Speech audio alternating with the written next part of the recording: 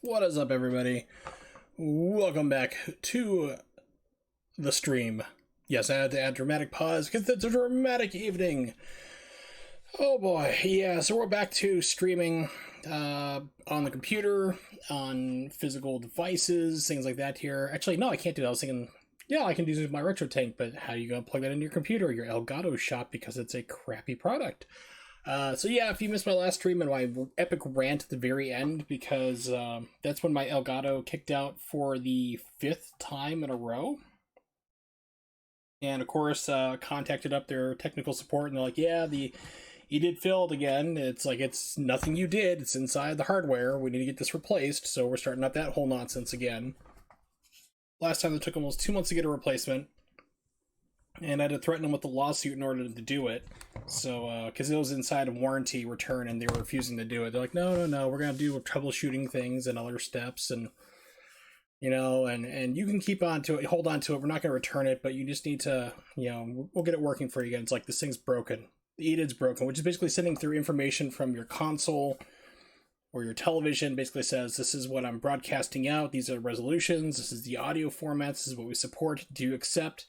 The Elgato says, yes, this is I confirm what you have, that is what I support, and sends through the signal. Televisions, products, VCRs, DVD players, everything that sends out a signal like that has one of those EDIDs. And that keeps failing inside these Elgatos because they cheaped out on the parts. So we're back to streaming. We're going to be doing some Wii U games instead. We're going to be doing some Yoshi's Woolly World. There was 2 choices for a stream tonight. I wasn't sure which one I was going to do, so I asked and got an answer back. That's what we're going to play. I have only played the first world on this to basically test out and see if it was working, and it appeared to be working pretty much just fine. There was like 1 or 2 weird graphical glitches, like you'll see vertices explosions, but it's like just for a brief second, so it's not very... Like, it's one of those things you blink and it's gone type deal. It only happened on the first level I've seen so far. So we gotta wait for Simu to recompile all the shaders. Yeah, Simu is pretty awesome. I do recommend it. It's a pretty good Wii U emulator. It's getting better all the time. They have about once a week or twice weekly or once every 2 weeks or so on average, they'll have an update for it, which is free. You can subscribe to their Patreon and pay them money and get like early builds. If you don't, then you just have to wait a week longer like the rest of us do and get the builds that way released out.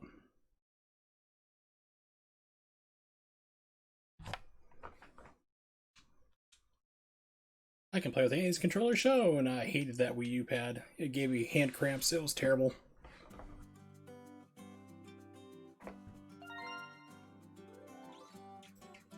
Okay, seems kind of quiet on my end. Yeah, Simu's turned up. That's good.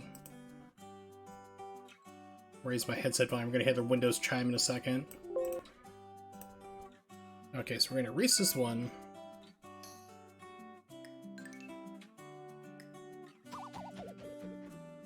Brand new game. Yeah, we're going to do classic. More experienced players. Back in the day, it took me like 2 months to do, I remember, but we're talking like back when the game was still pretty relatively new. Yoshi's Island for Super Nintendo took me like 2 months to 100%. Pardon me, that game was challenging. And now speedrunners can 100% I think in under 2 hours, like an hour and a half. Amazing. Let's see. Jump, spit out, that's terrible controls. What's the other one? That's better.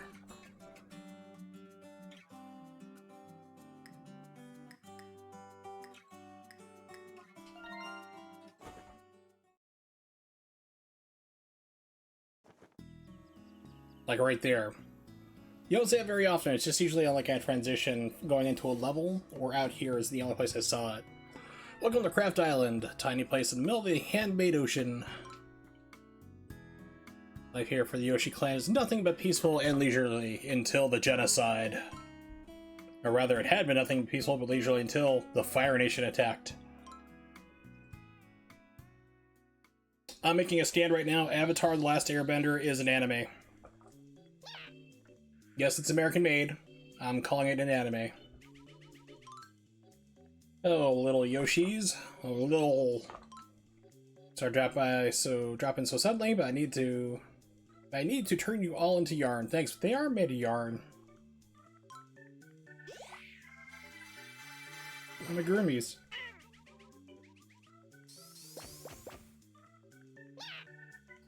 This rail will be here through lunch. I'm busy. Come on, everyone, become yarn. Like I said, I wasn't kidding when I said, like, until the genocide.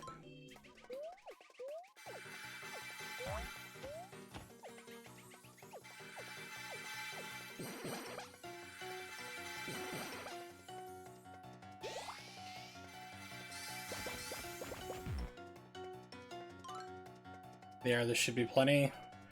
Well, I better get back. Toodles! Who's he talking to?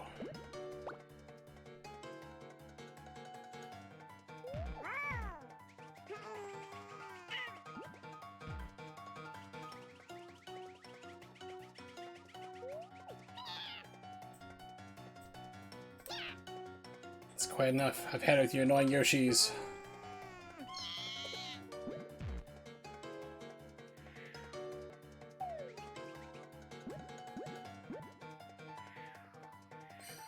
After him, he's slowly getting away. Is that like magic, or is that like the remains of my friends he's just sprinkling everywhere? There's still hope. As Chemic flies away, he drops a handful of yarn.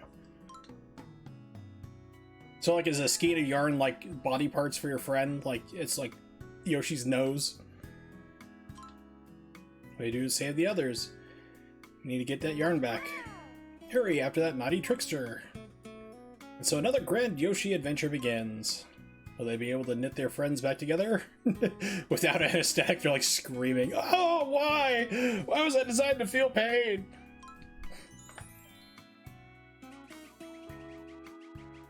Well, Hub World.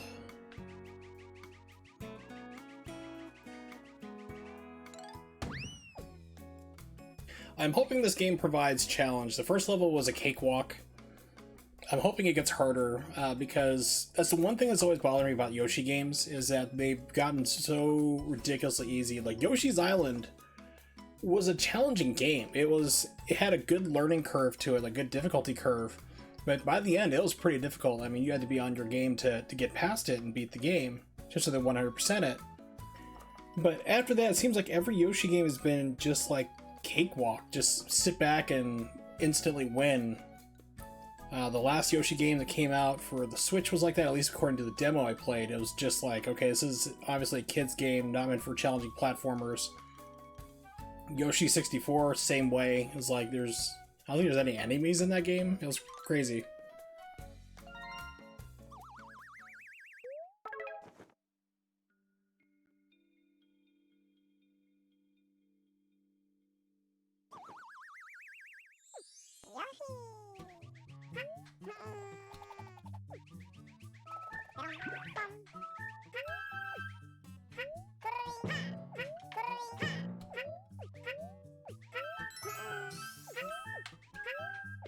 It's gonna tell me how to make yarn balls. Yep, poop them out.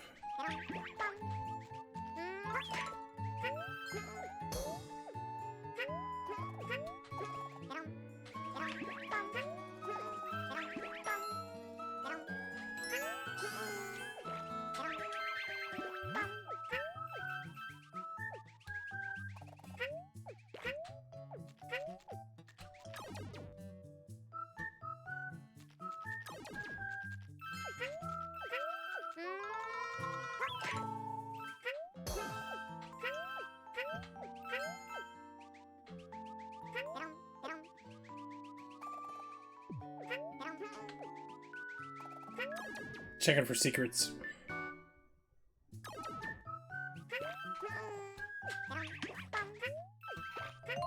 What do you have to say? Flutter jump. Yes, I know that. I figured that out already. Thank you.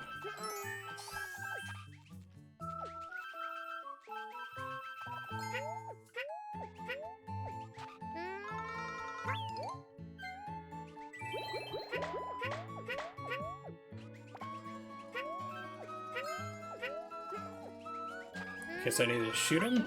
Yeah. And when I say, like, I ran through this to test it out, it was, like, months ago. So I know that this has been a stable game for, like, a year.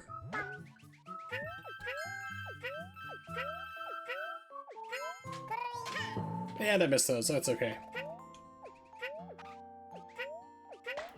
What do the big balls do? Cue AC/DC. I've got big balls, the biggest balls of them all. I love that song, it's so great. The Bon Scott years. AC/DC is like one of the...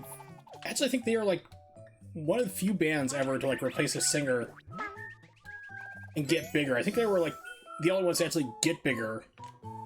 So, I mean, then they had like Back in Black, which was like the first album after Bon Scott's death. And the new singer Brian's, was it Brian Williams? No, Brian Jones? What is his name? I am a terrible AC/DC fan.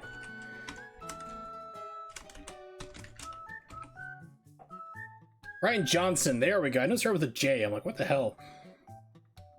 I mean, it was like Brian Johnson was a completely different vocal style from Bon Scott. And they came out with like that album and they sold like 1 billion copies.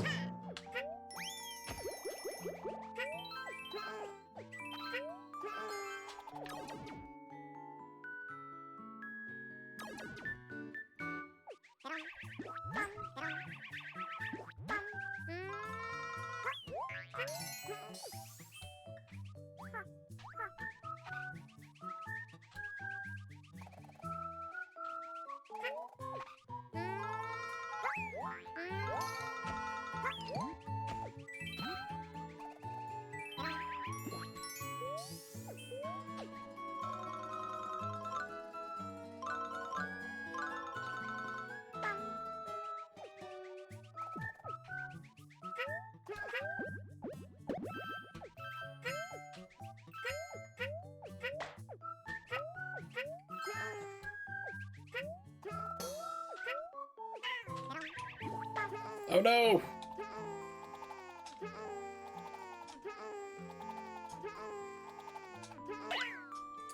I was like, maybe I can perfect flutter jump my way through and I screwed it up.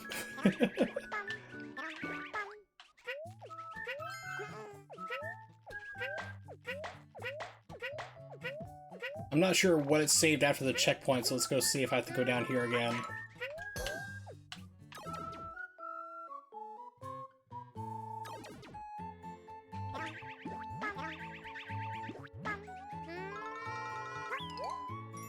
No, it does not save. Okay, so that's good. So if you get something before a checkpoint, you need to go back and get it again. Like if you die. So...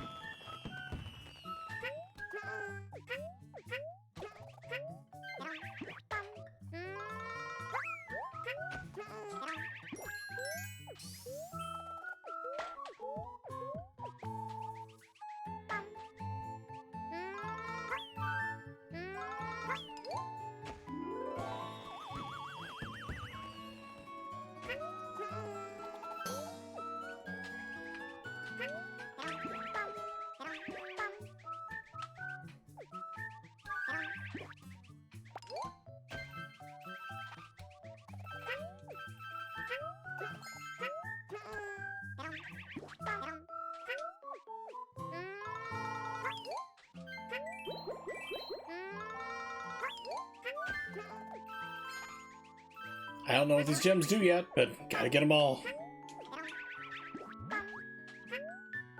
Or what the large ones do, for that matter. Large yarn balls.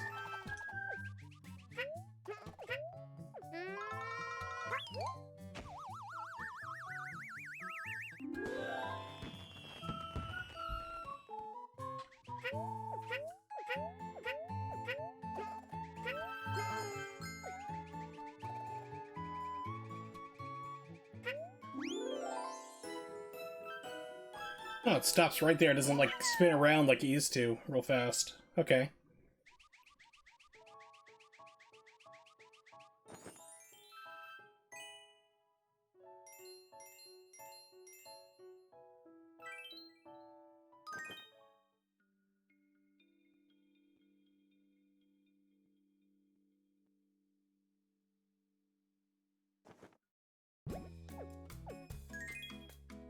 Got a power badge. Lets you skip courses. Use it in mellow mode. No, thank you.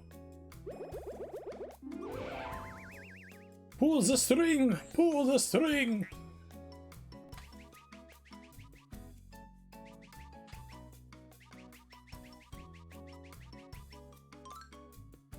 Or Bela Lugosi, forced to be in Ed Wood movies before he died.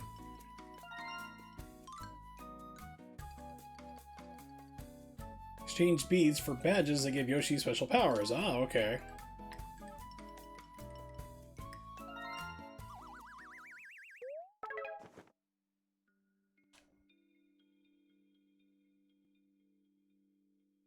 I guess clearing the course could be useful for speedrunners, if they allow it. Depends on what category, I'm sure.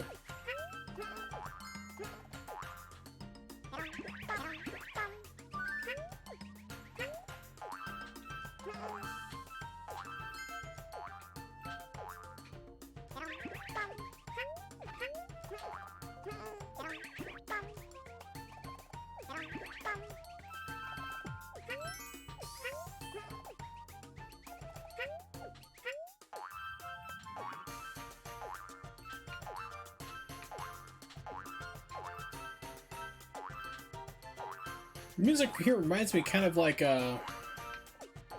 Mario RPG, like I think it was Marytown, where everybody was getting married.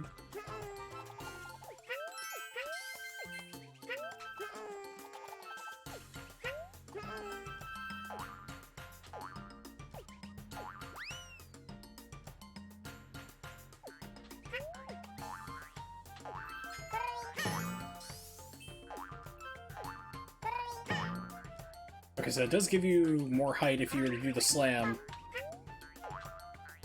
Unknown if you welcome to the jam.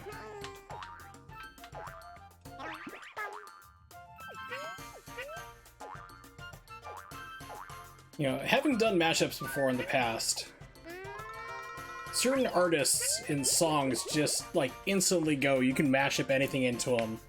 Rammstein, a lot of Rammstein music goes into it. You can mash up things into Green Day's Dookie album, especially like Basket Case. Oh my god, you can fit so many songs in that one. But forgot I was gonna go with this, but it was like I had a thing going with it for a while. I was like, oh yeah, you can, this Nintendo song, you can mash it up into this one, but forgot which one I was thinking of. Classical B.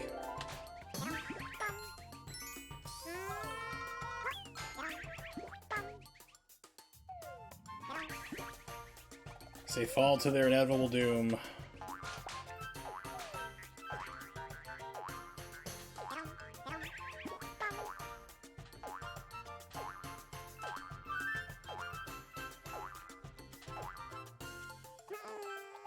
Whoa. Okay, emulator is not liking this part.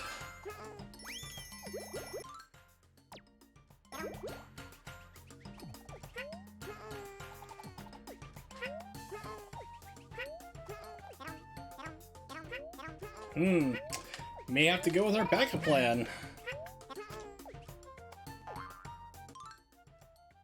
Alright, let me exit out here.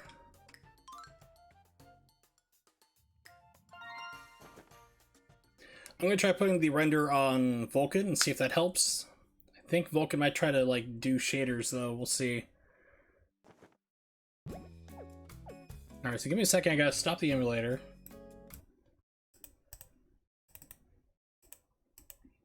Pardon me. Okay.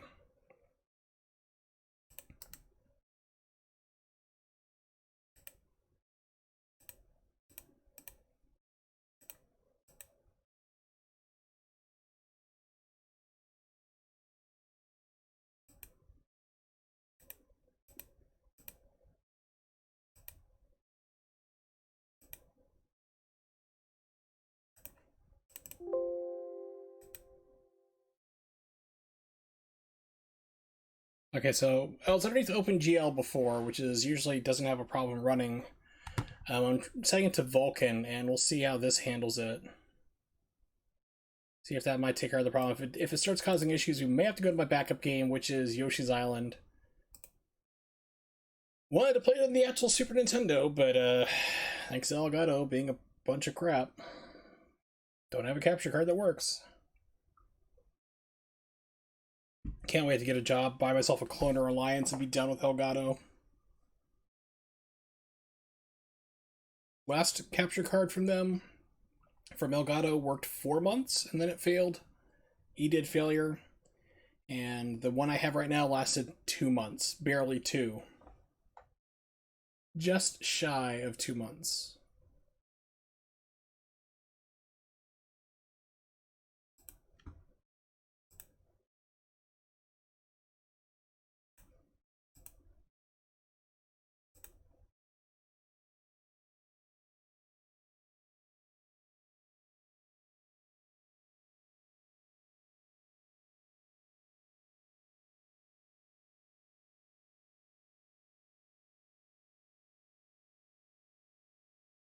Okay, here we go, almost there. Let's give this a shot, see how this behaves. If it starts like compiling everything like and stuttering, we'll have to go to plan B.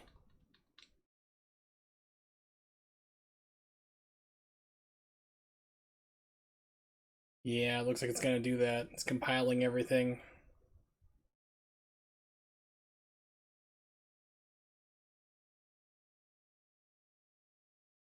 Yeah, that stinks. So what it's doing right now is just trying to gather like all the shaders that are being loaded in and compile them into memory and be like, okay, no problem, here they are.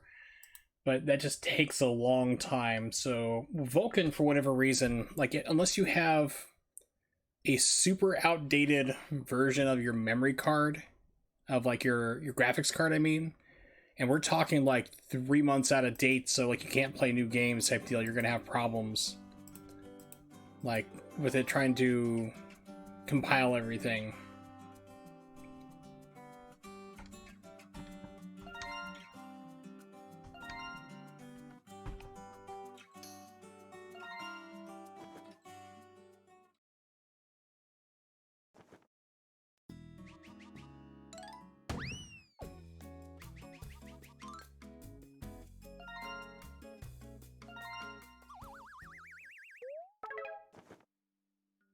See how this goes.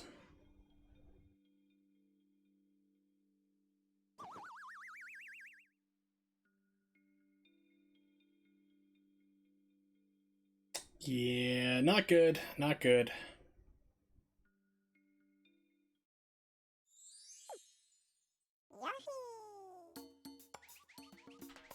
So when you play a game for the very first time in Cemu, this is what you encounter if you don't download a shader like pack or a shader cache. Unfortunately with Vulkan, it requires you to basically rebuild it every single time. Now if you have their massively out of date by 3 months graphics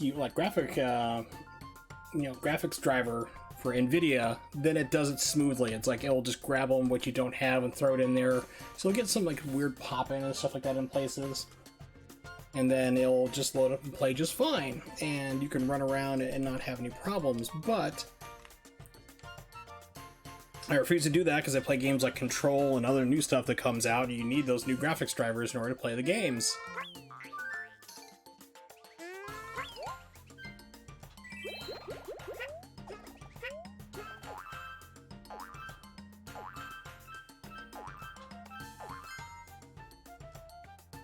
Yeah, we're gonna have to go to the backup game, unfortunately. Oh, such a shame. I don't know why that's causing that problem. I'll have to check out. We might still play this game another stream, because I do have an older version of Cemu that's not been updated. Right now I'm running 1.21.0. I have like an old 19.2C as in Charlie. Just think, like, because like Breath of the Wild is having issues and something else, but the older version played it just fine. So I might have to test it on that and see how that plays and try this another day. But we're going to go to the backup game instead.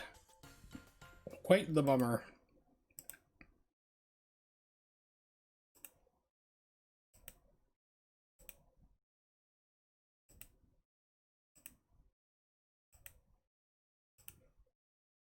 Okay, let me update my stream information.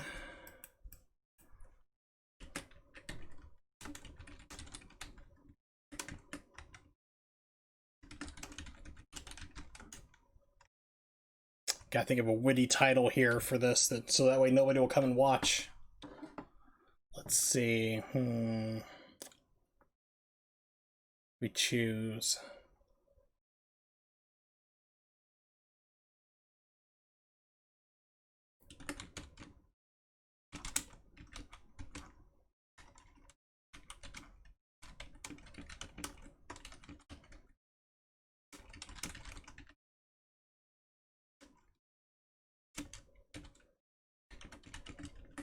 Dinosaur abducts small child, more at 11 o'clock.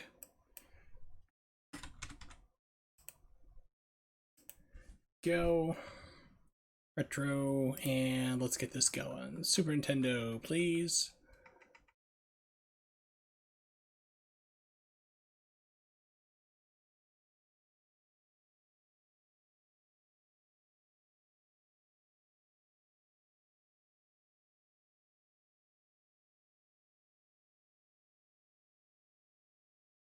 There's a lot of games starting with Super on the Super Nintendo. Amazing, I know.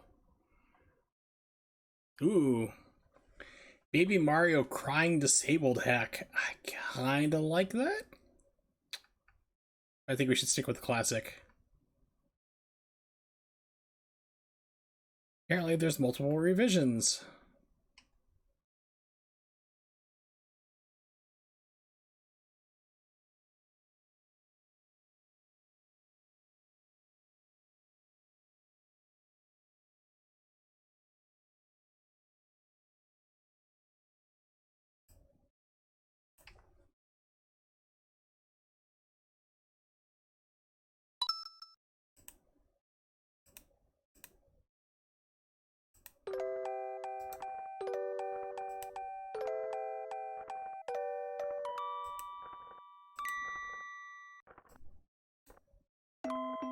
Story about Baby Mario and Yoshi.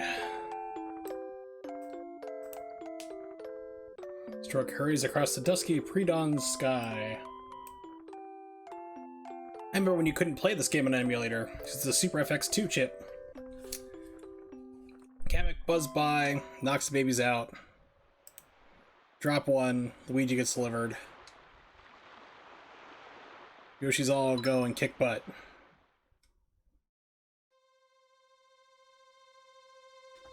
I was really wanting to do this on my actual Super Nintendo, but no Elgato, no good. Paradise is Yoshi's Island, where all the Yoshis live. All uproar of the baby that fell from the sky.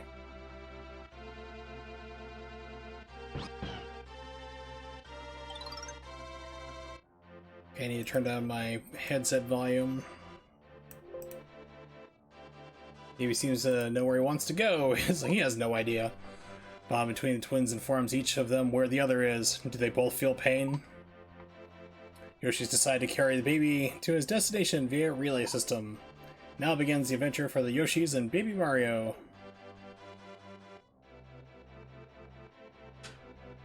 This is one of my favorite games on Super Nintendo. I mean, there's like...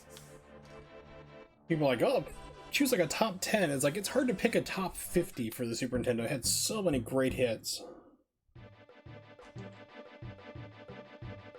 Out of all the consoles that came out in the 90s, I mean, like, you know, Super Nintendo, the 16-bit generation was my favorite. If Mario falls off Yoshi's back, the countdown timer will begin. Reaches 0, Kamek's toadies will kidnap Baby Mario. The more stars you collect, the safer you are. Countdown timer will slowly count back up to 10. Lose stage for passing Baby Mario to the next Yoshi. Got it. Pardon me. It's like 2? Yeah, 2.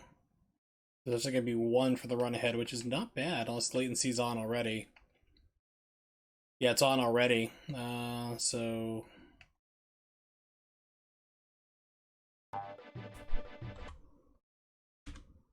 there we go. So now we have no lag on RetroArts, which I freaking love. Let's see, how's this looking here? Looks like we might need to do... crop it up a little more.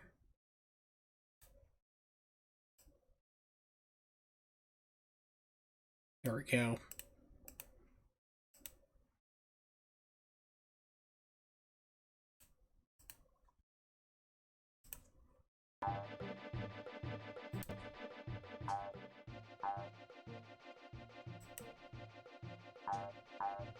Okay, it's not liking that one bit. Good to know.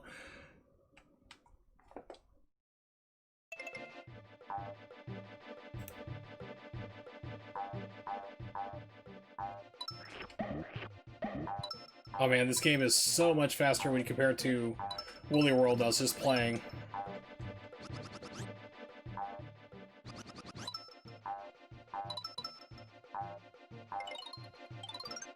Over jump, got it.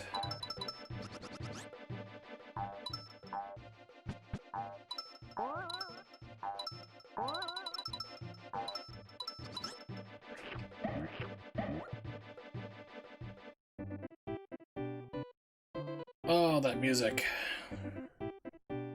By the way, this song right here is actually copying an Enya song.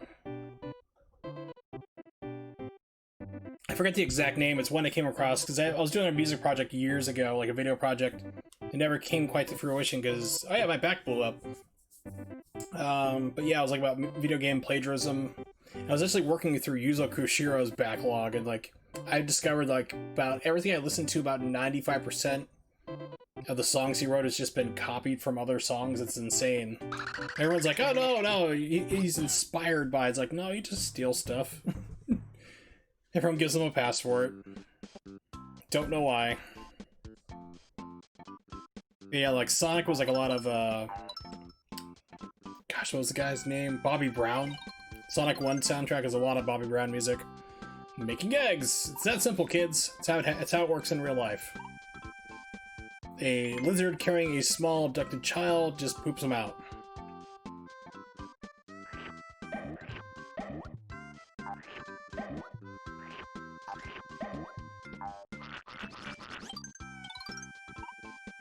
Hit 5, I know.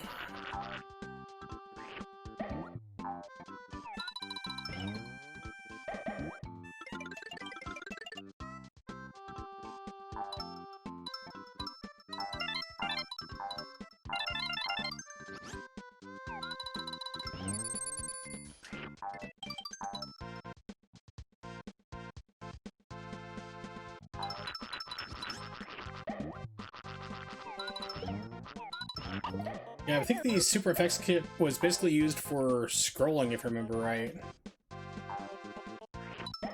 Like, the size scaling and stuff. Like, you'll see characters, like, get bigger and smaller, and there's also some, like, pseudo 3D effects. Polygon stuff later in a castle. Push along, blah, blah, blah. Yeah, I know.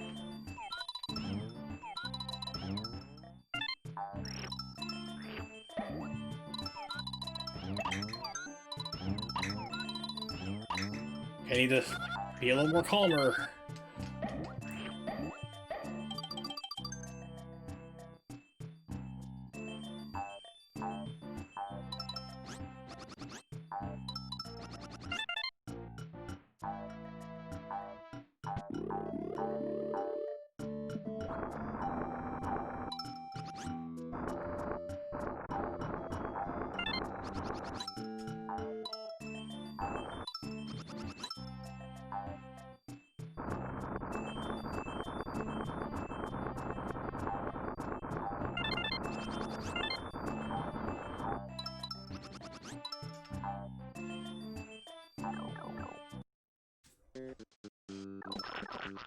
Now, a while back there was actually some hacks, like, that came out from Nintendo.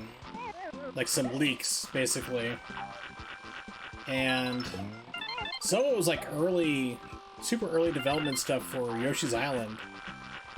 And Super Mario World, like Yoshi's original design was like really kind of messed up. It's funny to see. It's like what could have been.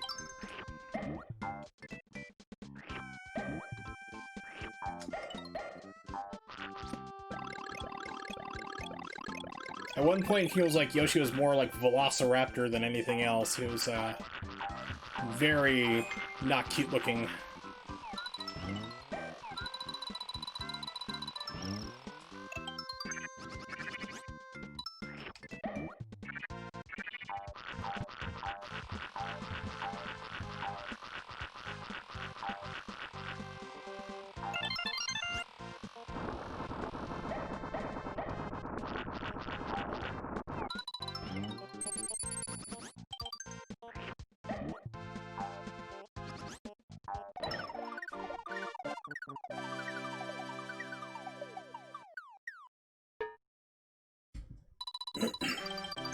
Yay! First of many stages. I think I missed a flower somewhere. No, I got them all, 100%. It was really weird. Maybe it was one of the first, like one of the first revisions, but my original cart from years ago was bugged. Because I had got like 100%, like you could pull up like all the stats on individual levels, every single one was 100%. And the game would only say I had 99%. It was really bizarre, but it gave me the 100% completion screen, like on the main world. It's like, okay, go figure.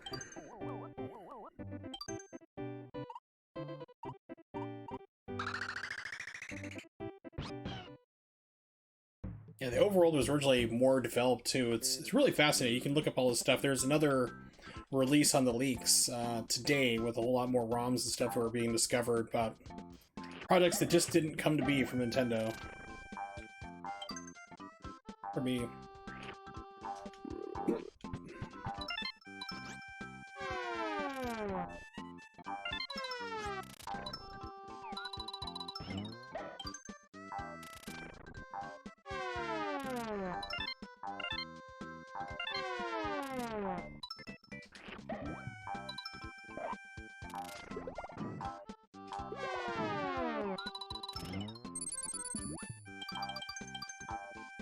I don't think there's anything on the post, but we'll just double check. Nope. Checkpoint. Do I remember how to make an egg? Yes. Do I know how to scramble it and make it an omelet? You bet. I'm good at that. No! Get back here. No crying.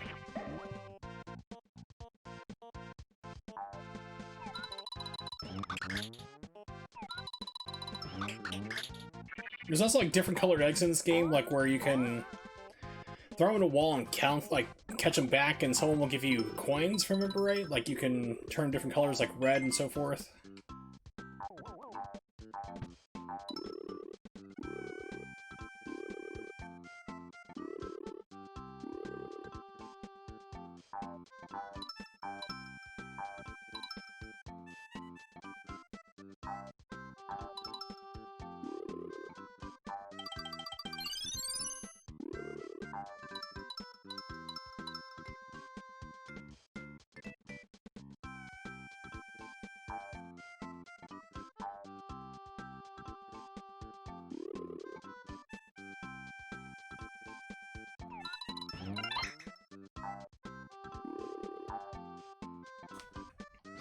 Oops, missed the jump.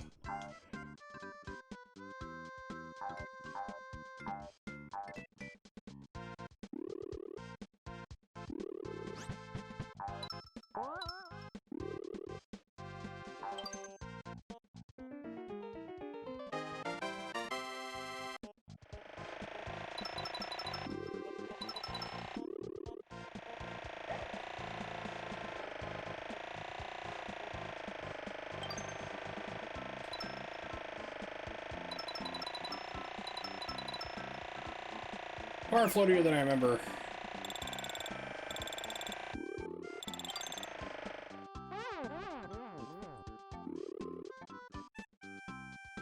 And nothing of value was lost. Except for time.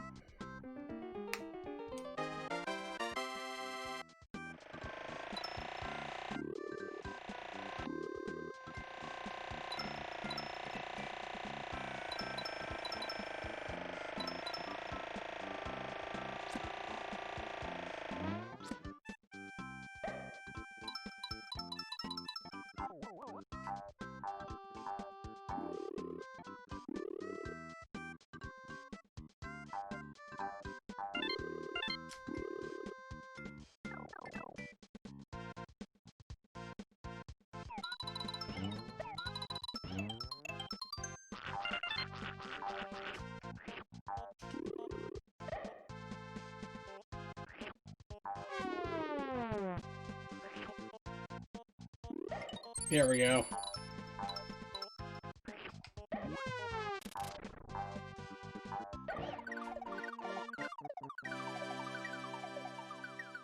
We are cruising along. Bonus game! Yay!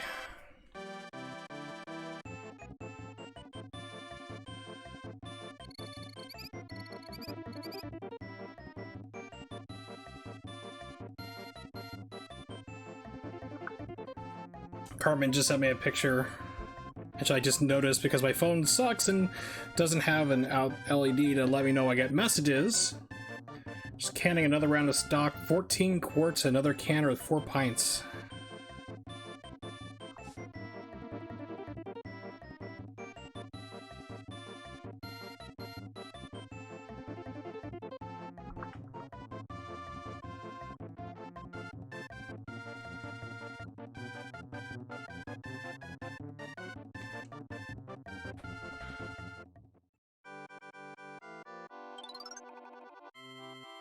Flip cards, item chance, okay.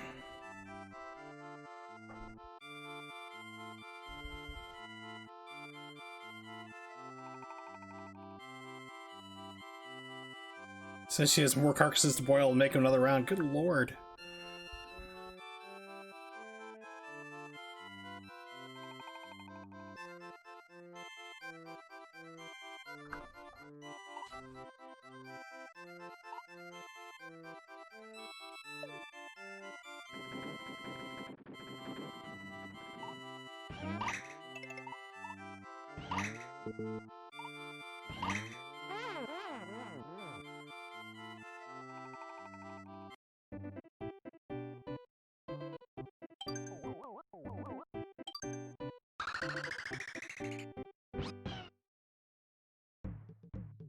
Cave of Chomp Rock.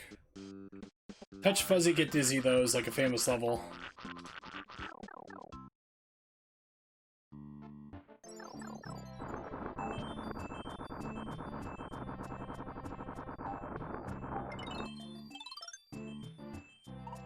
Ground Pound, yeah, I know it. No, baby, I know it. No, I'm trying to get around you. Please stop.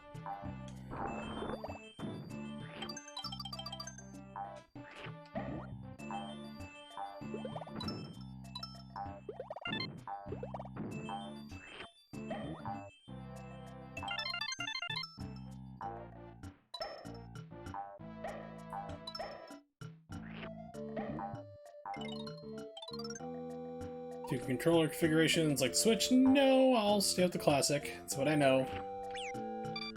Shut up. No screaming, baby.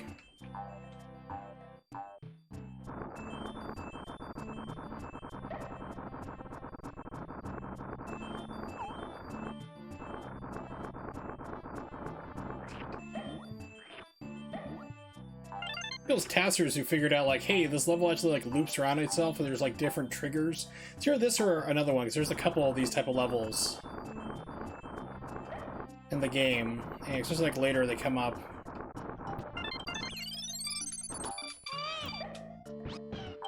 It's got pinched in between. I think one of these like later on is like an auto scroll. I remember going through, and they figured out like where you can just like bypass almost all the other triggers and just like go right to the end.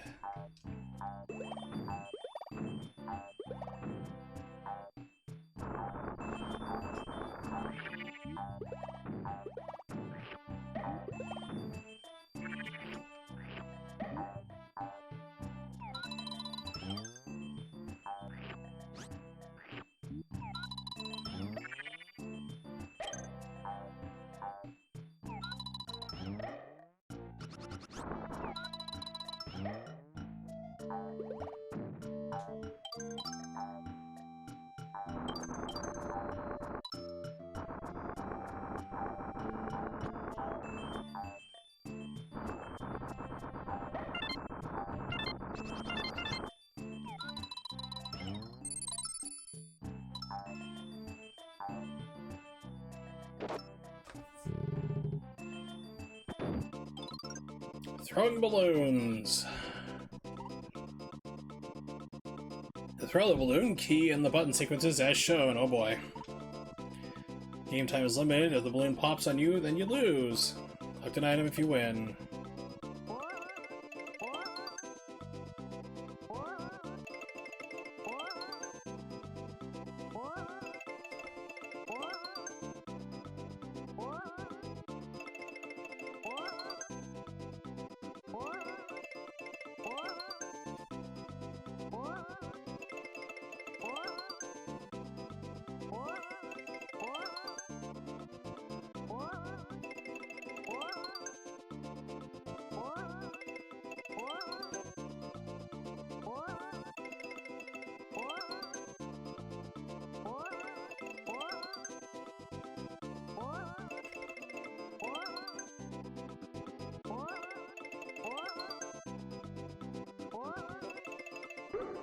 Oh, just as hit X. Ah, bummer.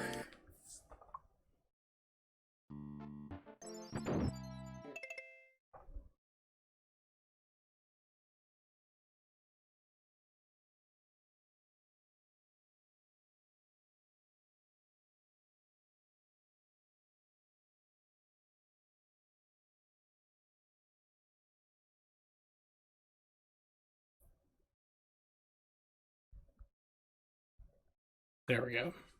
Alright, Twilus! Ursula is now a Toododiddle? I can't quite make that out here. I'm dyslexic as hell. Toododiddle Pokemon game. What? Oh, in your Pokemon game. Okay, so it's a Pokemon. Or a Pikuman. Them Pokemans. For me. Are you doing like a, what was it, Nuzlocke or something like that I've heard called? It's like basically you start off with like, you do the entire game with your introductory Pokemon and that's all you use.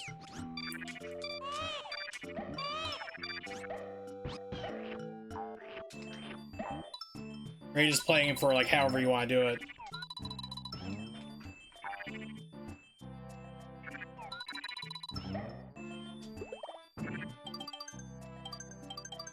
I remember I was in high school when Pokemon came out.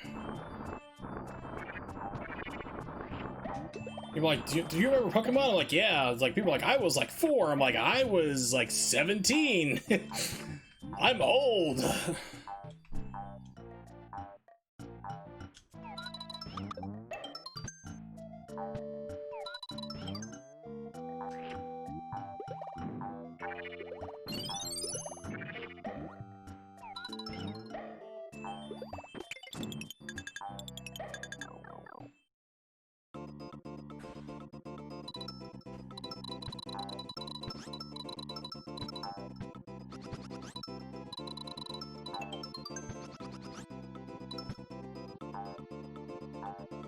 No, I'm not cool enough to Nuzlocke. I think I'm saying it right. I'm just playing regular Pokemon. So which one are you playing is the question, is the next question, because I know there's like a billion Pokemon now. I tried playing Pokemon once. I think it was like Pokemon Red. And like I played like 10 minutes of it. I was like, okay, I get the gist. It's just not really for me.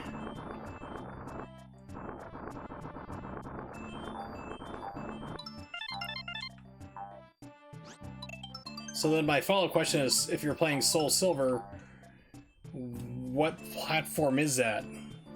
Like what console or handheld? Keep in mind, I know almost like nothing about Pokemon. Nintendo DS. Okay, cool. So you'd have to like teach me everything about it, literally. You run around, you collect them, you level them up like an RPG, they evolve. There was a game somewhat similar to it on the PlayStation called Jade Cocoon. Wow, that was almost bad. Many years ago. I remember playing the demo for that and loving it, and I never got the full game, which is sad. I have it on emulator. I should probably try one of these days, but... What was really cool about Jade Cocoon was... like, you run around, you get different animals and stuff. It's like Pokemon, pretty much, but on the PlayStation.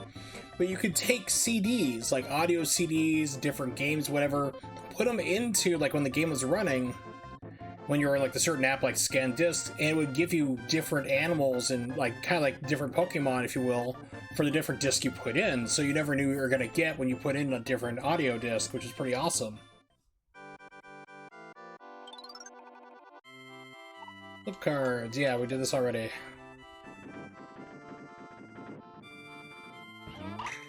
Is the audio levels okay, or is it too loud? With the classic games, it's kind of hard to tell. Sounds good. Okay, perfect. Yeah, I was just mentioning earlier, this is actually an Enya song. I can't remember which one it is. I know it's off her, I think it was 2000... 2001, 2000 release?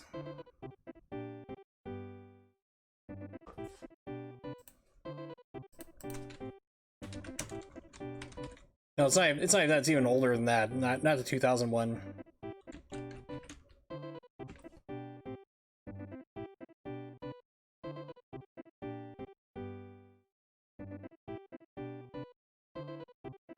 I think it was like Anywhere. Anywhere is, I think it was. Let me... Shut up, Rich Warch.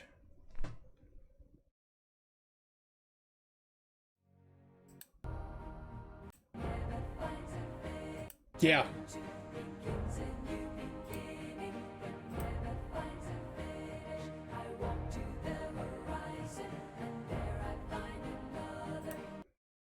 Yeah, so,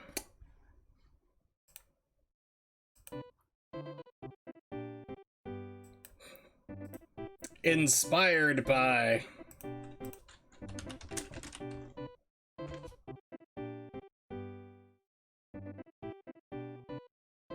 And this song, the Enya song came out in 95, so that was right before this game. What's he doing? He's waving goodbye to the child that they've abducted. Moving him along, trying to evade the law. Evade, or if you're Sylvester Stallone, blah! So sad, like, people didn't see, and I will admit I was one of those people who didn't watch the 2012 Dread movie, because I was like, oh god, why would I watch a remake of that terrible Sylvester Stallone movie? No. No. This movie is not a remake of it. It is awesome. Watch that movie, Dread 2012. Oh man, that is a great movie. I own it on Blu-ray. No, he's not doing something dirtier. That'd be a little closer in. You know, this is old Nintendo. It was kind of harder for the old censorship stuff to get through. Oh yeah, baby. Super FX2 at work. Perfect. I remember when you couldn't emulate this game because they hadn't figured out Super FX2 emulation yet. Which is basically used for polygon effects like that, and also like sprite scaling to make them like really huge and small.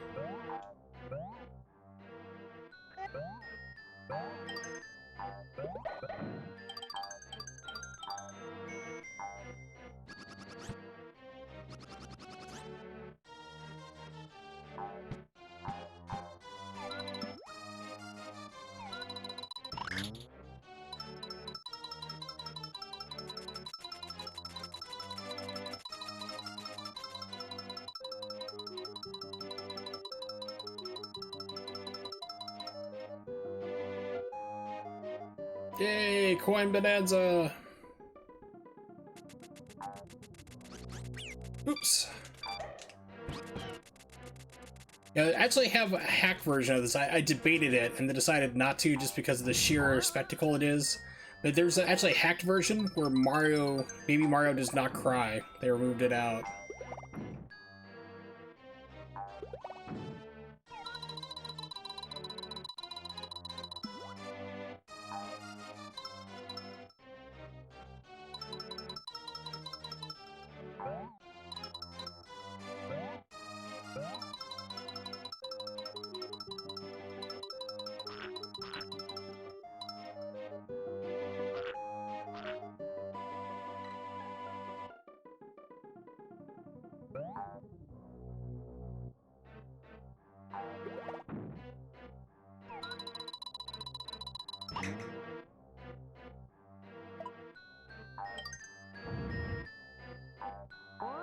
Yeah, so the FX chips are basically where I draw the line for like reproductions, because you'll see games like, hey, we're gonna make this repro card of, oh come on, cheap shot. Son of a bitch.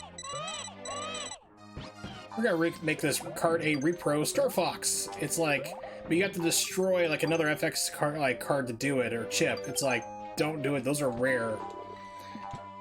They did not make a whole lot of Super FX chip games, especially games like we're gonna make, or what they're doing is making Star Fox 2, which was unreleased, and now you could actually, well, the ROM was available online for years, and then it came out on the Super Nintendo Classic, the Super Nintendo Mini, came out about 2 or 3 years ago.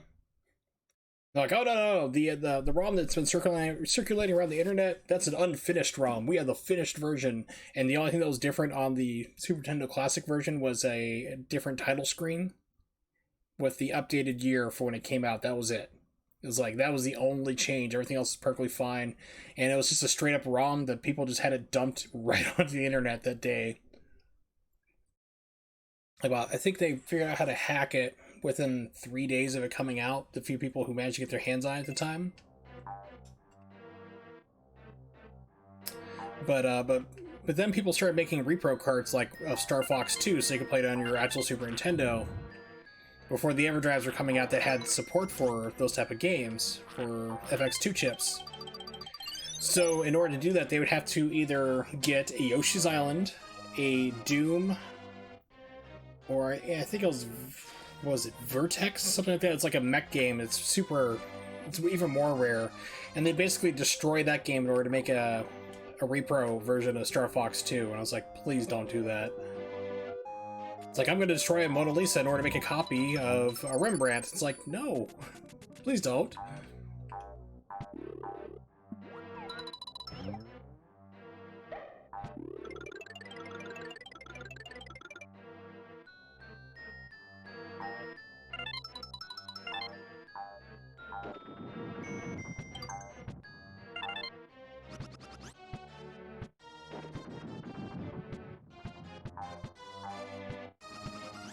Oh, come on. There we go.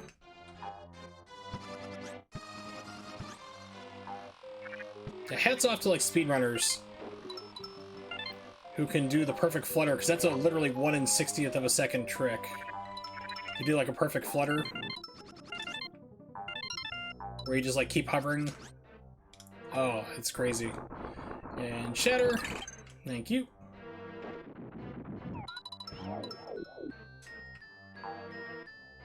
Ah, crap.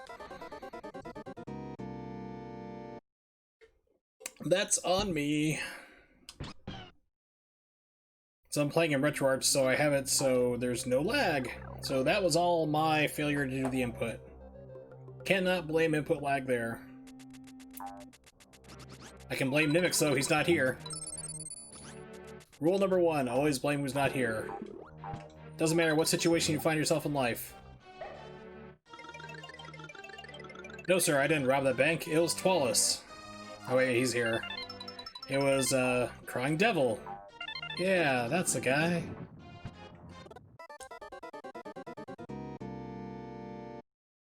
Man, I'm terrible. It's like, it's hard to believe, like, oh yeah, when this game came out like 24 years ago, I 100%ed it. It took like 2 months to do. This is actually a pretty difficult game, but I love it.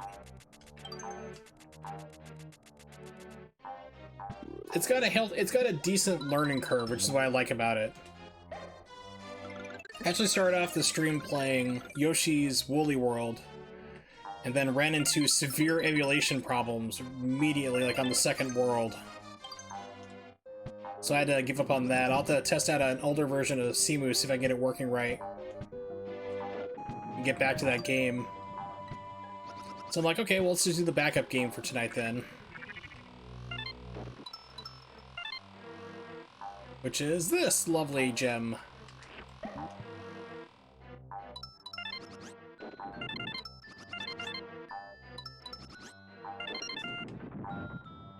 It's all the red coins.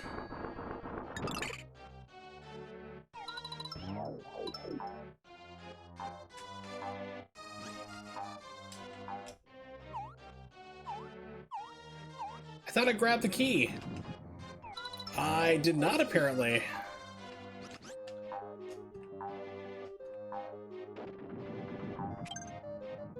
There it goes.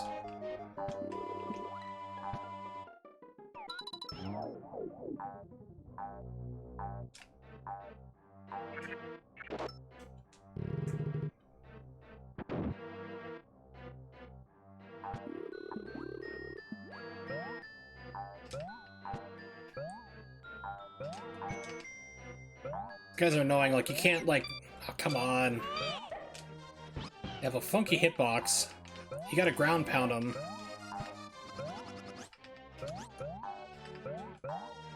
Well, let me do ground pound for one weird reason.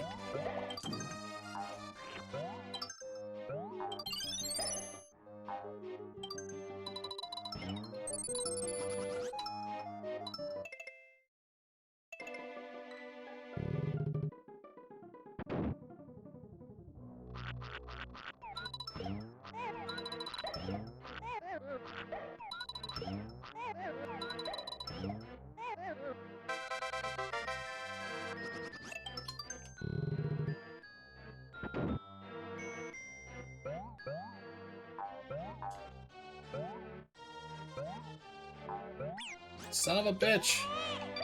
I said their hitboxes are always annoying. And they despawned, how nice!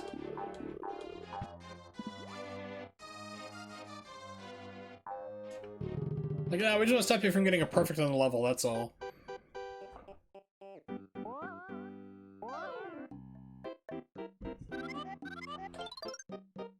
You're still on the baby side, baby.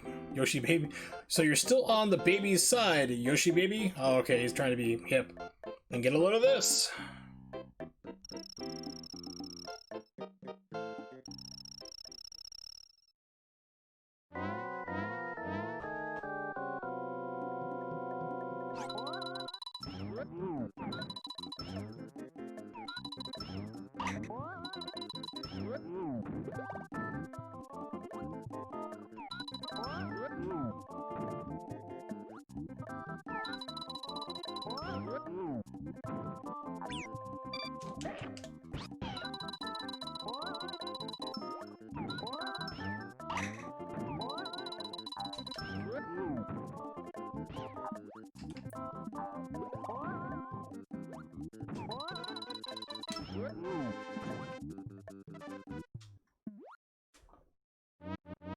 Nudity!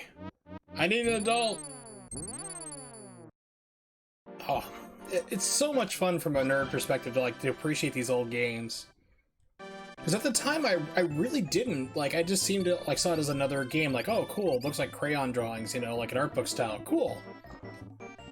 But, like, years later, you come to appreciate, like, the different things, like, the different technology that was making everything happen. Like, those color gradients were not possible on a normal Super Nintendo without a chip.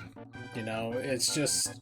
And the scaling and everything, at the time, we're just like, okay, cool. Like, you know, it's just another game coming out.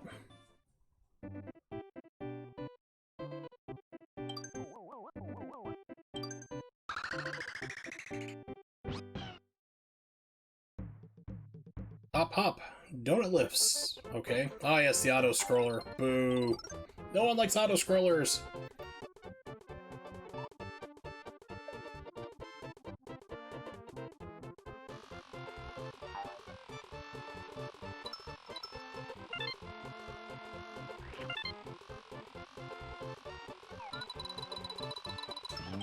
Yeah, I got it.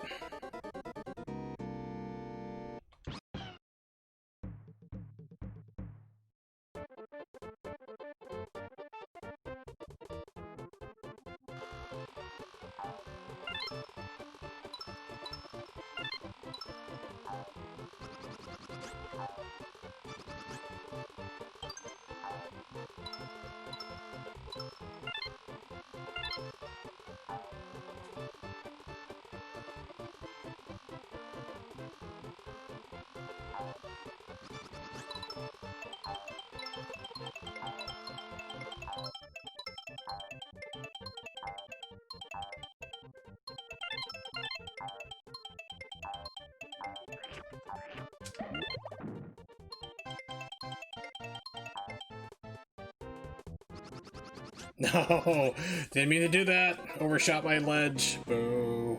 Okay. It's that whole completionist thing in me wants to get like everything. I really should stop.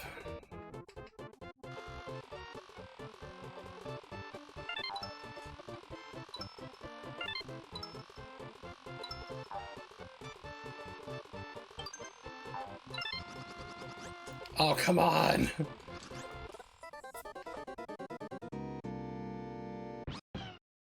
This is one of those things that I can't blame. Like I said, it's not input lag or anything. It's not like, it hit my inputs. No, it's just me being terrible right now. Platforming is a skill, and sadly it's a mostly lost skill.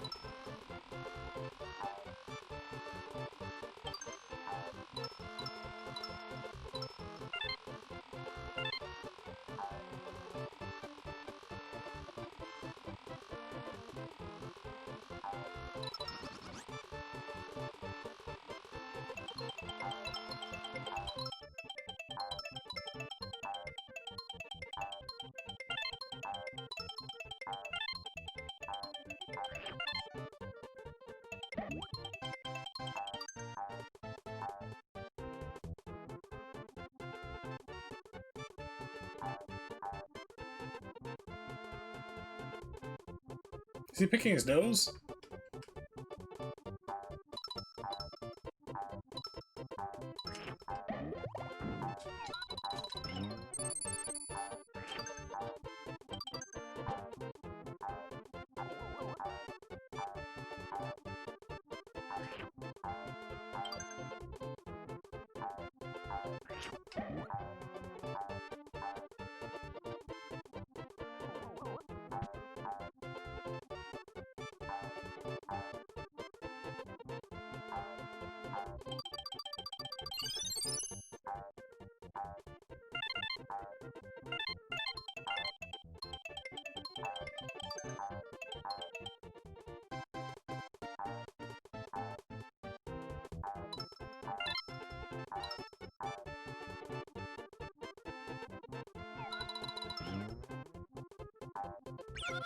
Oh.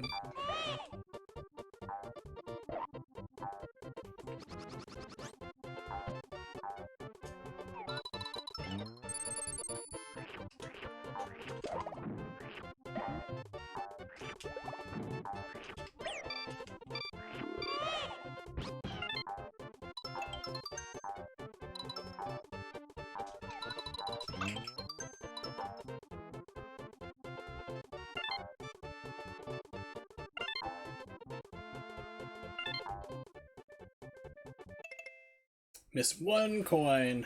Boo, I suck. I got hit a couple times too, so no perfect anyway. But we're done with that auto-scroller. Auto-scrollers, escort missions, water levels, ice levels. The 4 quadrilogy of pain. Yeah, the 4 quadrilogy, that's saying like, yeah. Wet ice. Okay. Wet rain. Mm-hmm.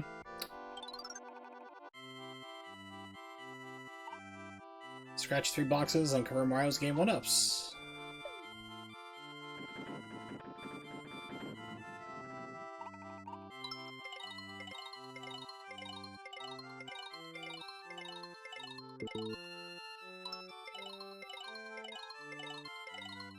I'm doing amazing!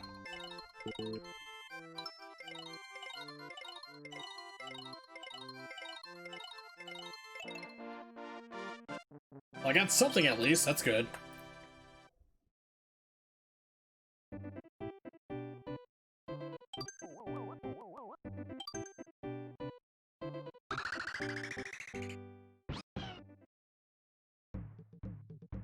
Shy Guys, on stilts!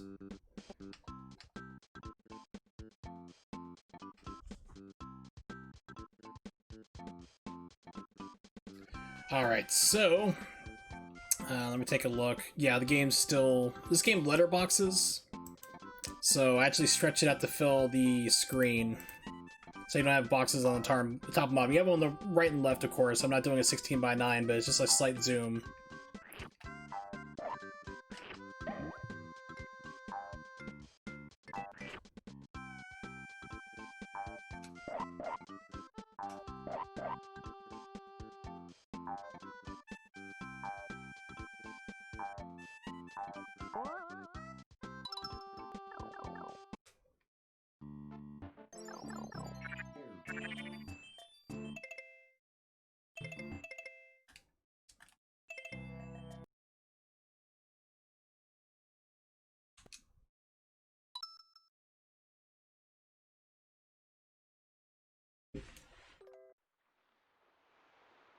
Yeah, like when you 100% the game, the screen goes to night. And I think like if you've beaten it, it has like a yellow star in the upper left-hand corner. I can't remember exactly like how that works there, but I remember like when you get 100% that this screen turns like darkness, like nighttime.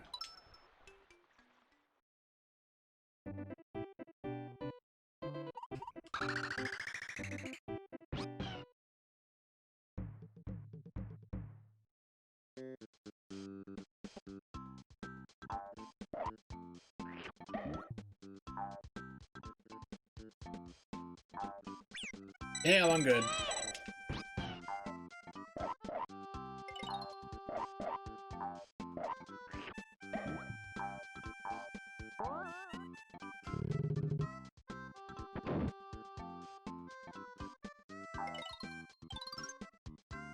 Yellow eggs create coins, red eggs create 2 stars, and flashing eggs hit any receive these prizes. Okay.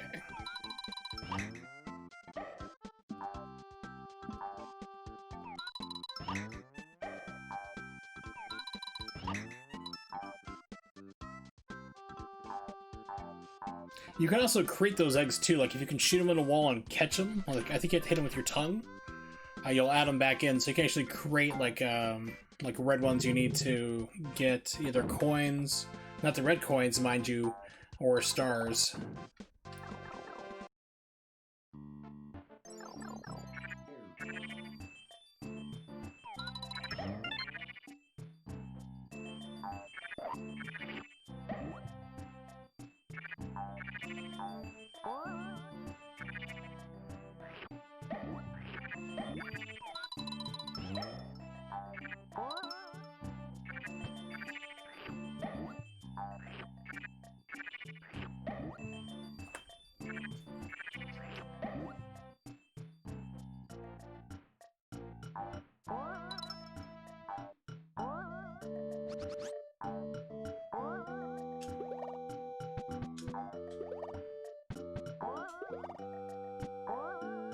Can't do a spring jump off that way, okay.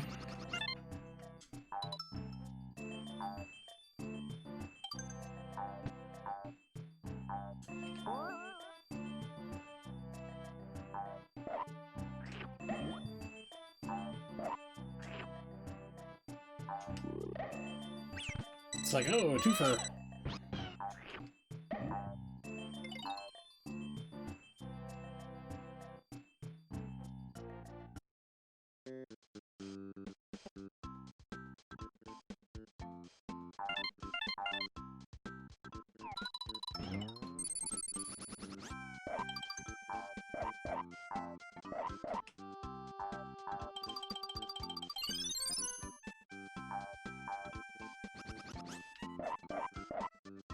Wow.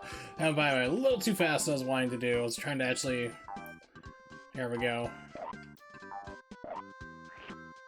The angle throw up.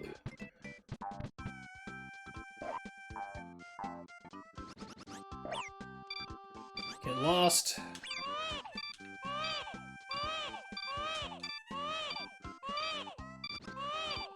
Tell you, it never gets old. Just like a real crying baby. There we go.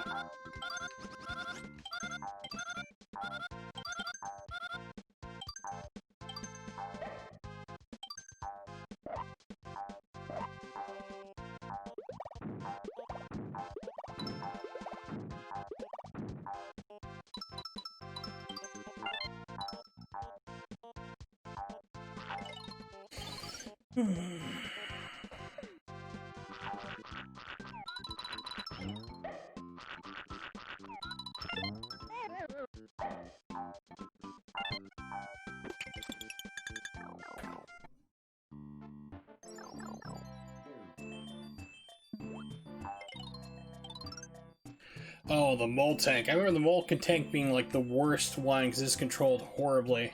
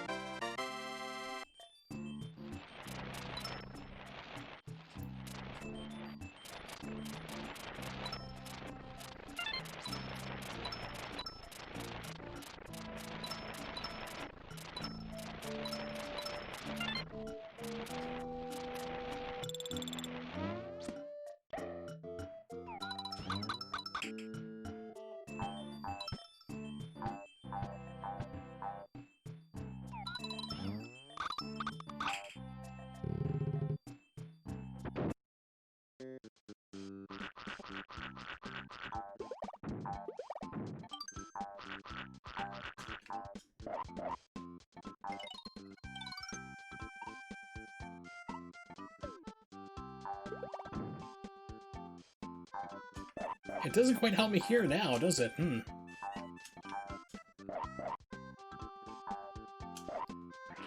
I don't remember this game having, like, Mega Man-style respawns. Apparently it does.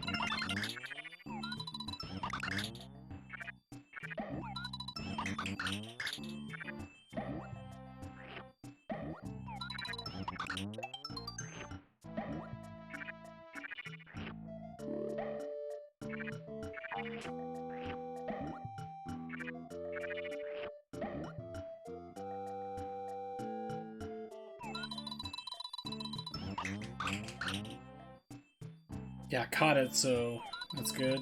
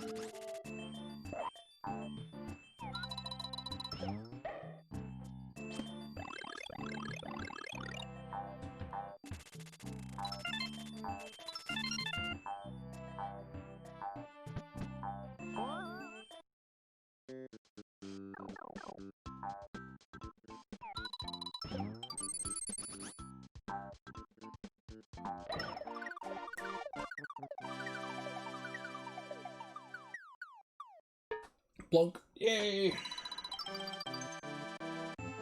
Blunk needs to be a word.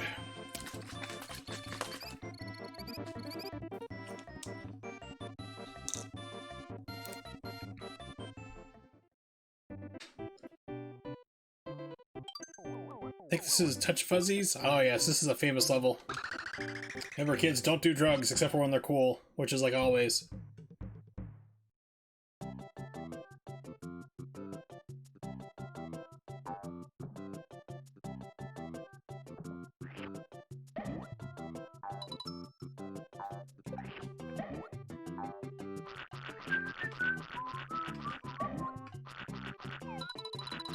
Such great music.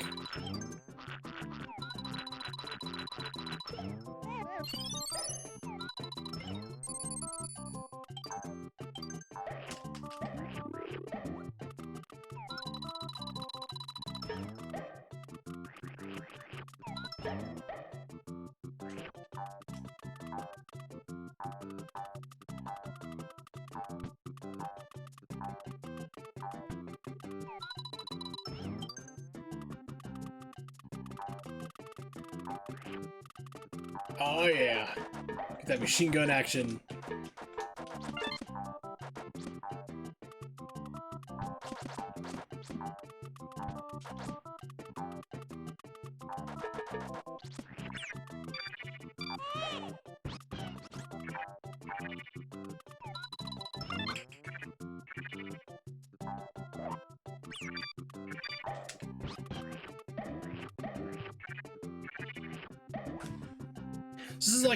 This is why I always say Super Mario Bros. 2 USA is a Mario game.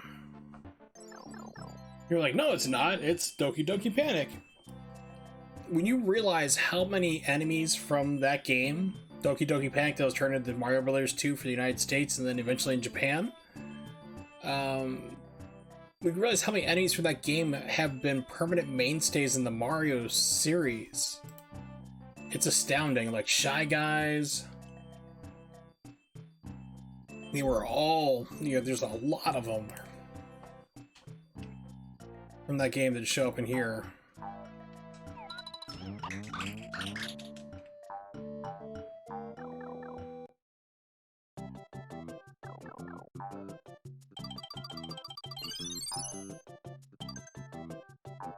Alright, here we go.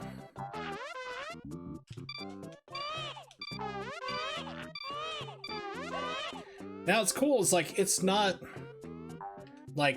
just like your vision's changing, it's not warping, the actual physical geometry of the movie of the level is moving too, which is awesome.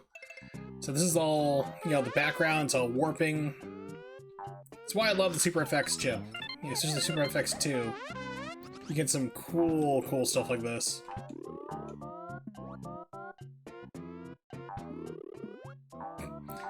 Yoshi, we love you. You gotta stop taking drugs. He's like, I need them.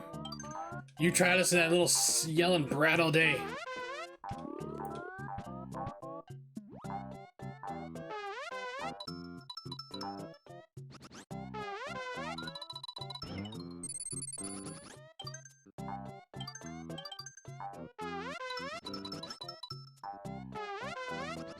Yes, I'm hitting them on purpose.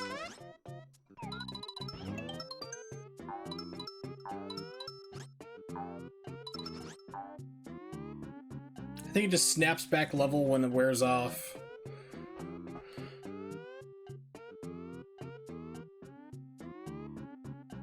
There we go. No, it's slow transition, okay.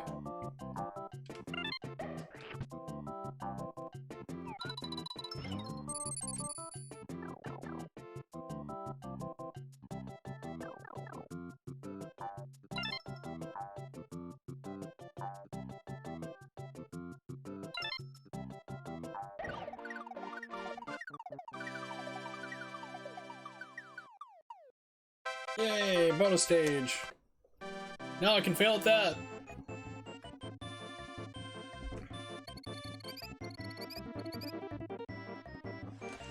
Yeah, so the original plan today was actually playing Yoshi's Woolly World, and I did for a while. Then I ran into like hardcore emulation problems, so I need to test it out on an older version of SEMO I have and see if it's a problem. Because it was like, couldn't progress any further through the level emulation problem. Like, the graphics just went all screwy. I'm like, okay, that's an issue.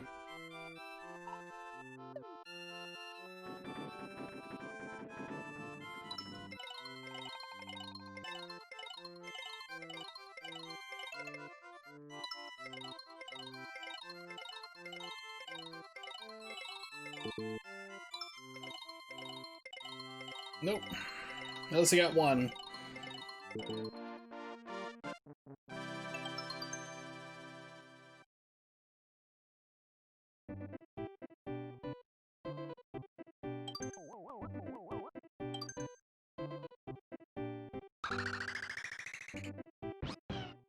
Yeah, I think if you get hundreds on everything, then it opens up the bonus levels. You get like 2 bonus levels per stage.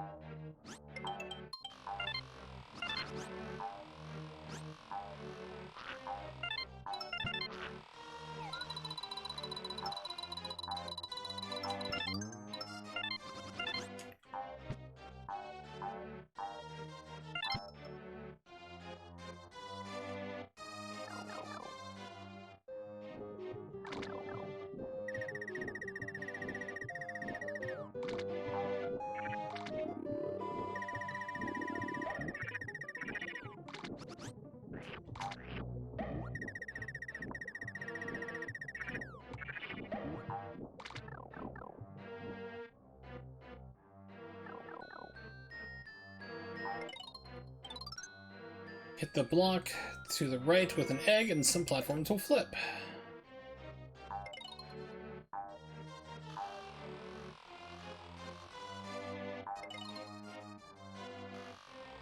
Okay, some, but not that one. Got it.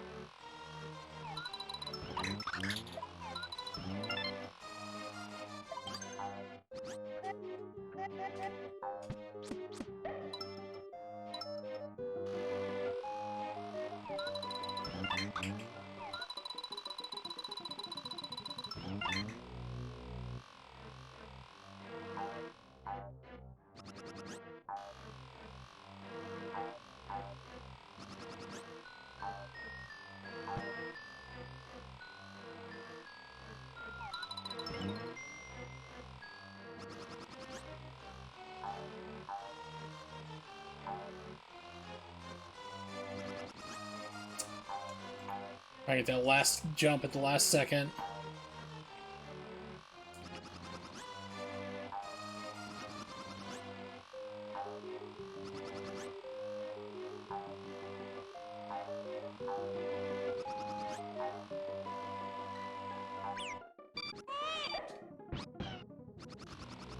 Ah!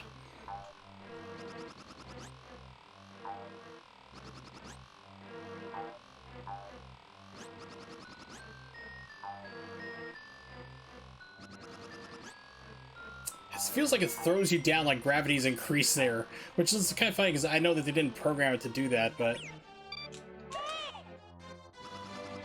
yeah, it just eats your inputs on that too, so I'm like, okay, I'll take the hit and buffer it.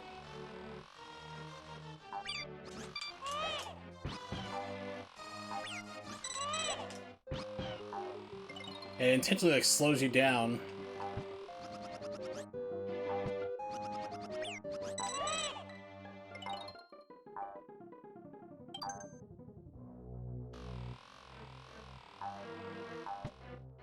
If I don't have the key, so it's all for naught. Alright, I'm great.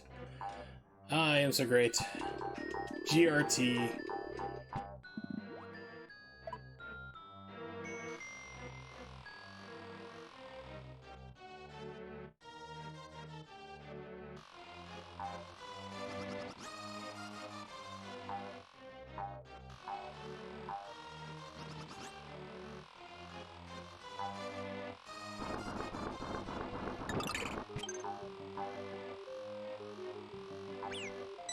That was accidental. Alright. Making progress slowly, but slowly. Oh, I hate this thing.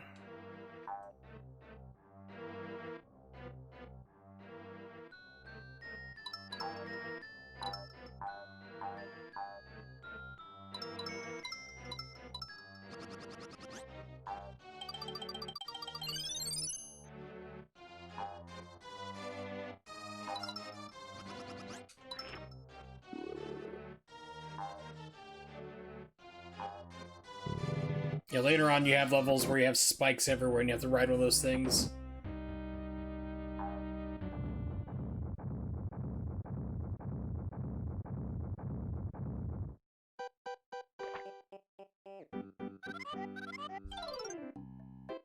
Hey there, Kill Yoshi. Does Baby Mario want to go to Bowser's Castle?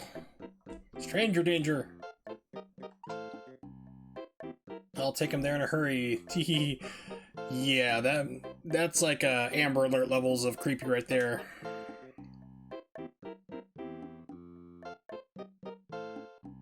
Oh gosh, what was that guy's name? He does like really funny video skits there. Like, there's like a lot of stuff about anime, but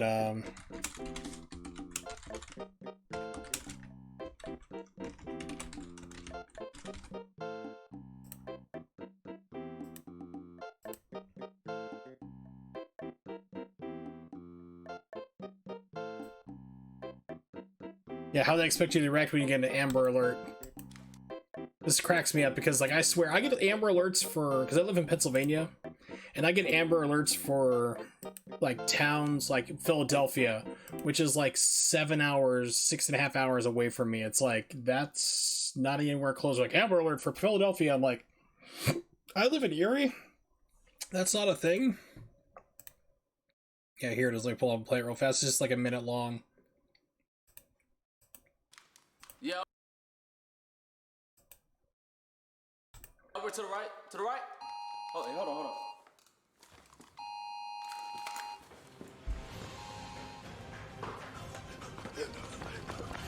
Black on the civic. Y'all get black on the civic. Where's the black on the civic? Man, we gotta save the baby. Come on. We got. There it is. Go. Go. Hey, I got the notification too. Got the notification. There it is right there. Right there. Go. Go. Go. Go. Go. Go. Go. Go.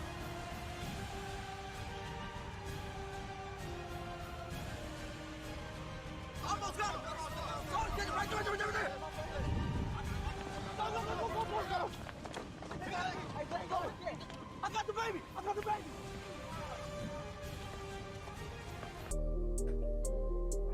Seriously, that's like they expect people to act whenever there's an Amber Alert. That video cracks me up. It's RDC World 1. That dude has a lot of good content. He did another one, like, it was basically like how to, when you, like, what was it? When you find out you're not the main character of the anime. It's like, it builds along like a whole bunch of Naruto and Dragon Ball Z tropes and stuff. He's like, where'd everyone go? Oh, they're just moving so fast I can't see them. He's like, oh my god, I'm a side character! I should have known something was up when it wasn't named after me. When the show wasn't named after me. It's like, yep. Okay, here we go. Let's get the audio back.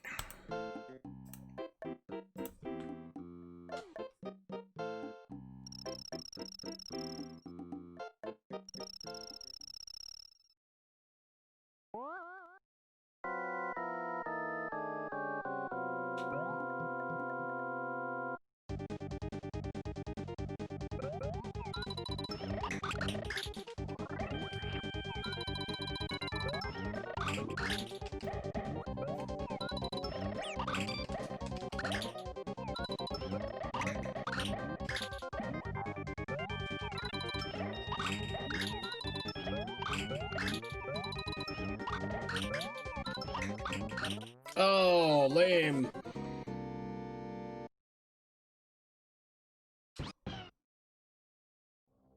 It's like start from the middle ring? You mean it's like the right outside the door ring? I have all my eggs. Good. Okay. I was like, I was really concerned they're about to put me into a boss room with like no eggs to fight. It's like, I'm gonna be in trouble.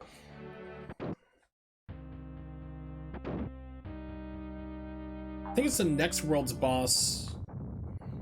Or level 2's boss. Yeah, not 2, like level 3. You can actually quick kill him off the screen. And the developers actually planned for people to figure that out because it actually has unique dialogue when you do it. It's funny.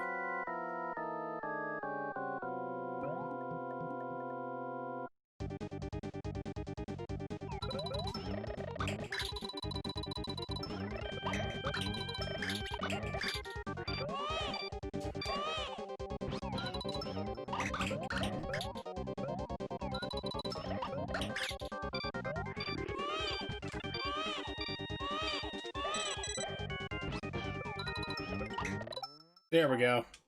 It's like I knew it was like he was like one shot away from dying last time and I got knocked over in the lava.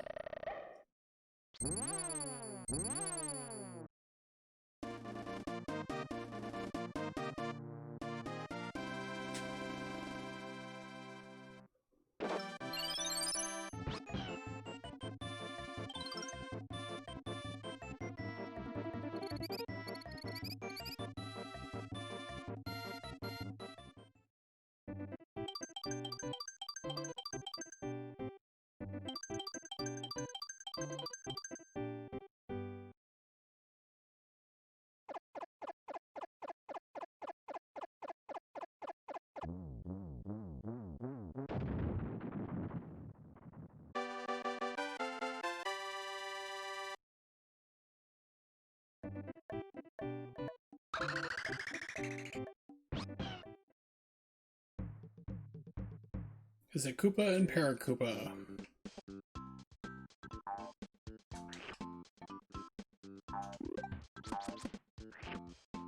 Love their flapping wings. It is so well animated.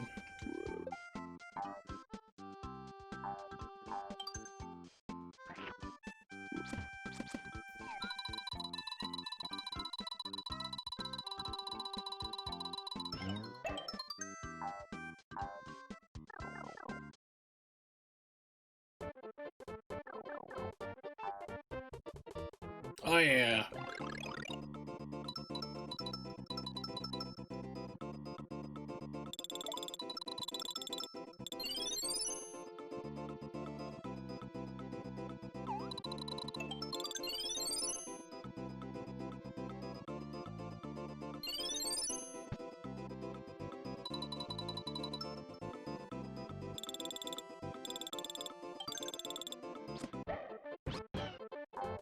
You can do it again!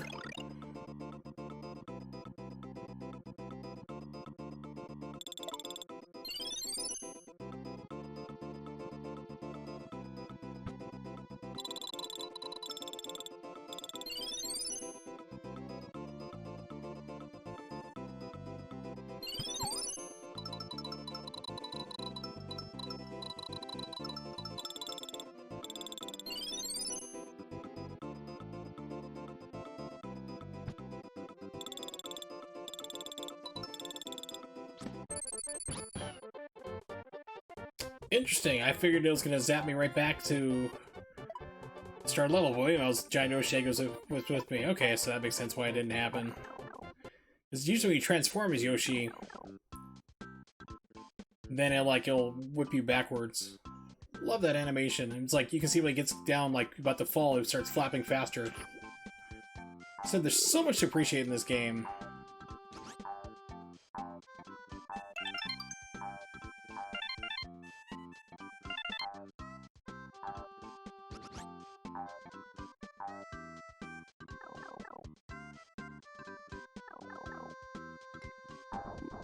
Oh boy, Poochie.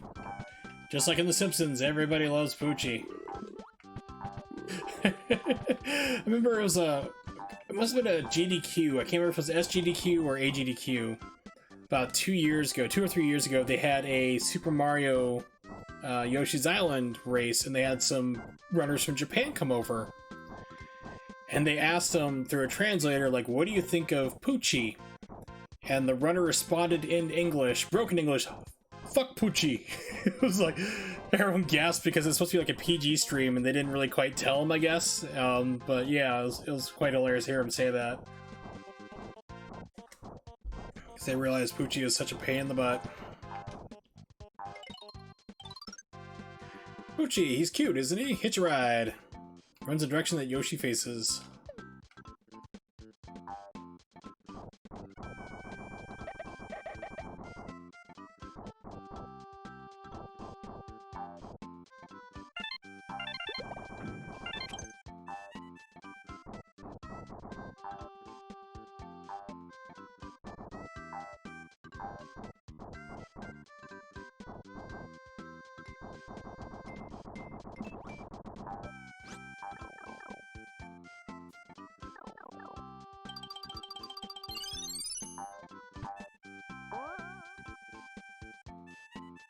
This is the part where a guy got caught using TASes. It was basically submitting them as like actual runs, and he'd do streams where he'd basically do a playback of a task he'd worked on, and it was like pulling all sorts of crazy crap off there. And one of the runners, you know, Trihex saw it there, like they're all impressed with that Carl Sagan, and Sagan figures like, wait a minute, this guy's like doing way too many things here that are not right.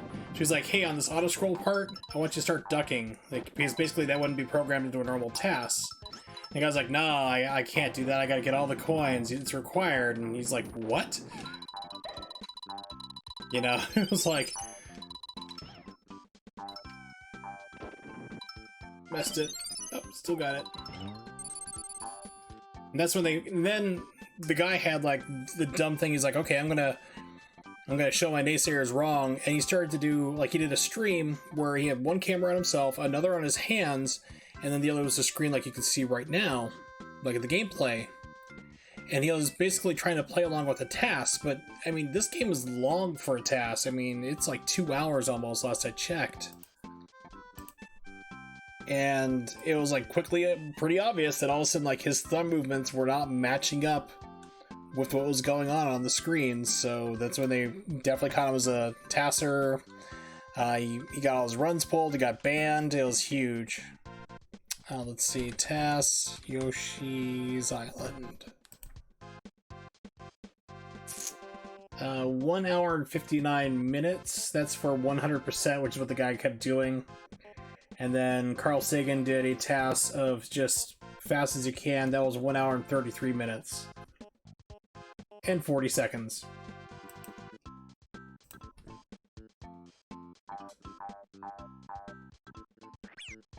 Those things hurt you? No. Holy crap, okay, cool.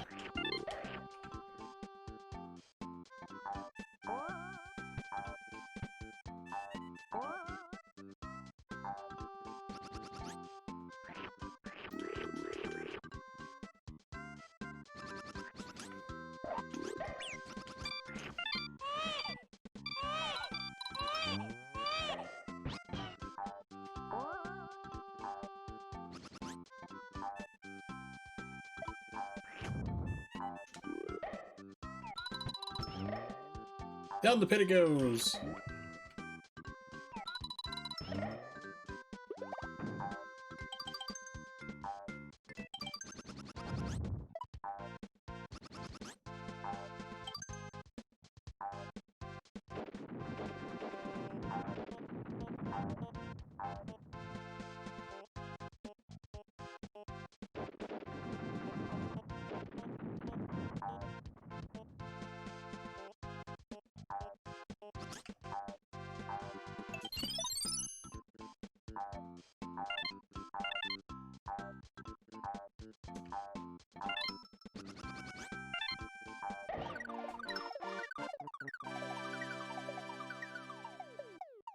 Plunk!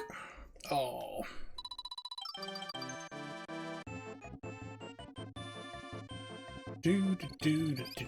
Ooh, I have whispers. I didn't realize that. Crying Devil! Oh wow, he sent me a whole bunch of them.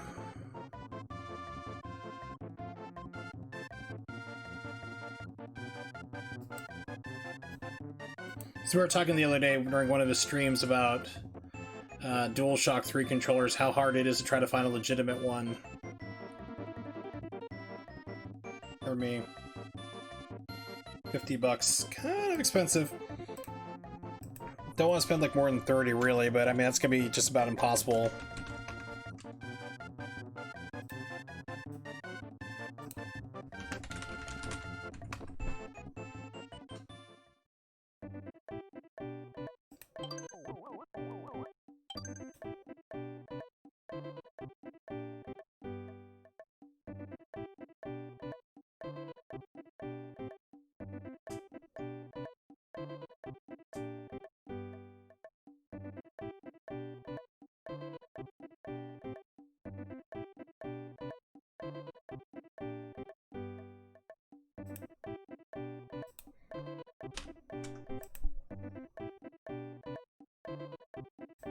Gotta check out something real fast.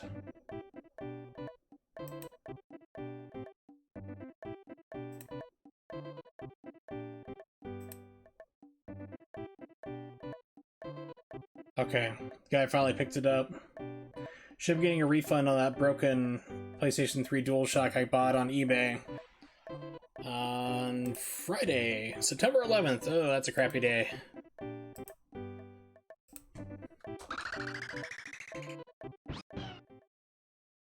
But today, once a year, I pull out a wonderful documentary and watch it.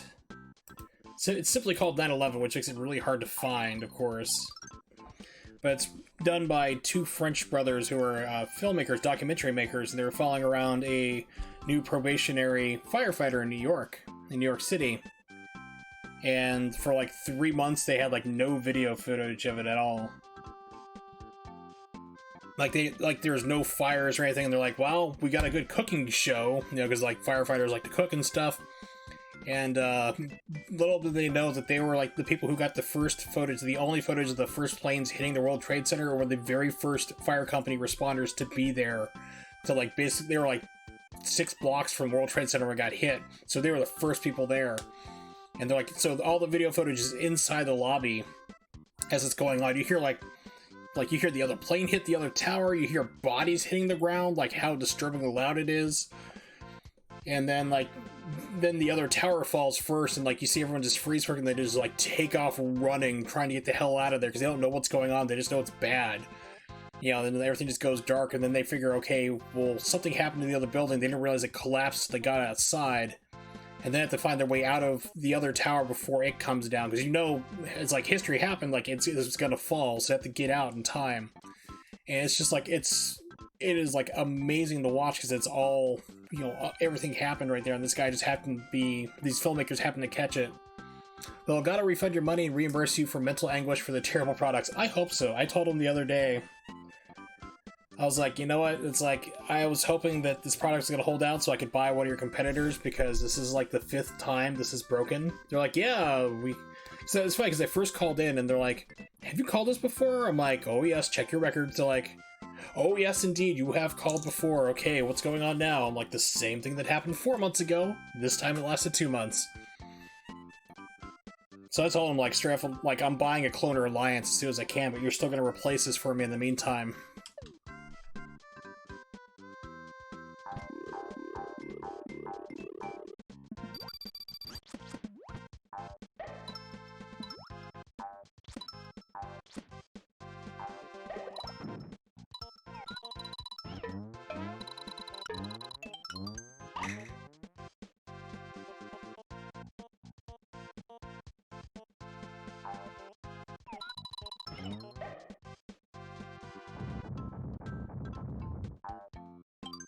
Yeah, so what I'm looking to get is a Cloner Alliance Flint, which does the exact same things as an Elgato HD 60S. It's like the same price, but it's like reliable. It is like super reliable.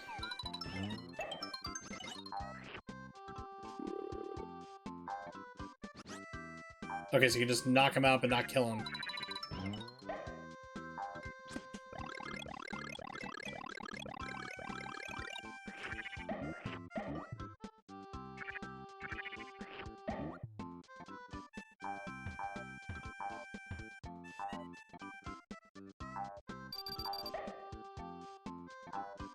So, Twelves, did you hear about the... Oh, crap. Yeah, did you hear about the... Oh, crap? Now they have like a Mario 3D edition coming out for the Nintendo Switch. And it's basically Super Mario 64, which is why they went after so hard on that guy who did a PC port of Mario 64. Mario Sunshine and Mario Galaxy, which is going to be interesting to see how to do that without the Wiimotes. Yeah, no Galaxy 2, but the crappy thing is that it's on sale for a limited time. So they have limited numbers. It's a low production. They already said it's going to be a limited number production, which is going to make it, you know, be instantly 3 times the cost on eBay because people are going to scalp the hell out of it.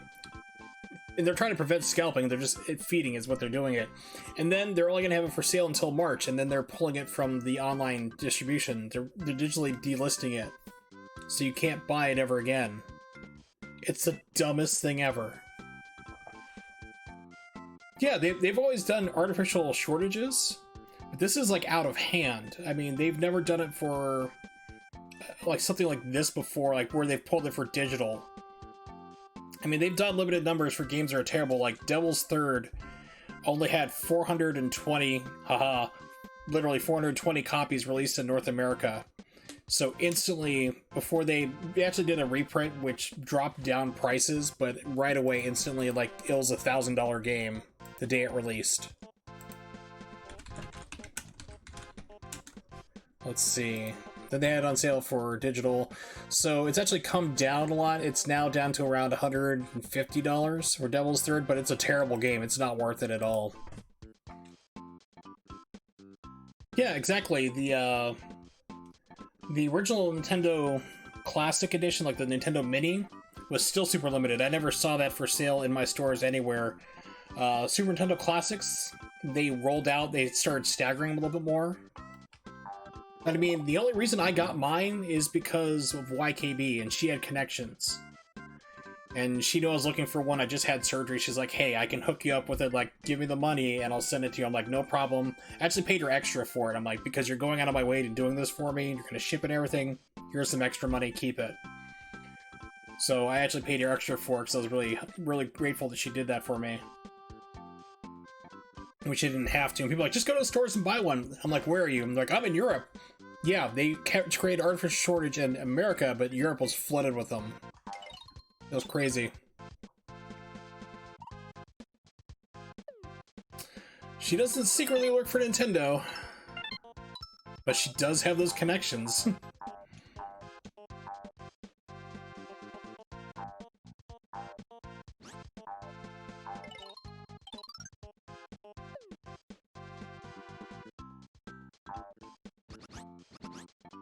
Yeah, YKB is our cool uncle that works for Nintendo.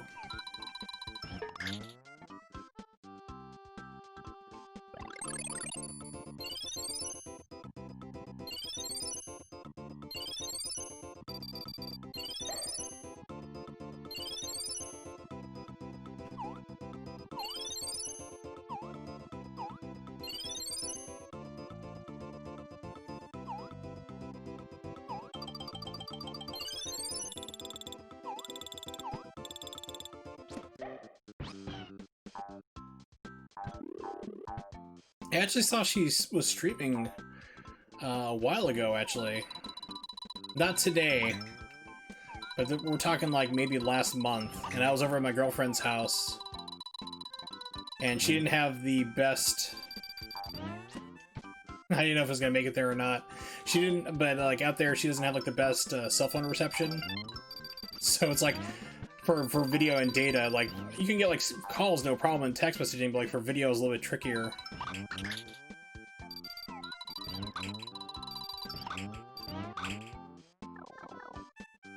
Yeah, Mario's actually useful in this. Not just for crying and stuff, but...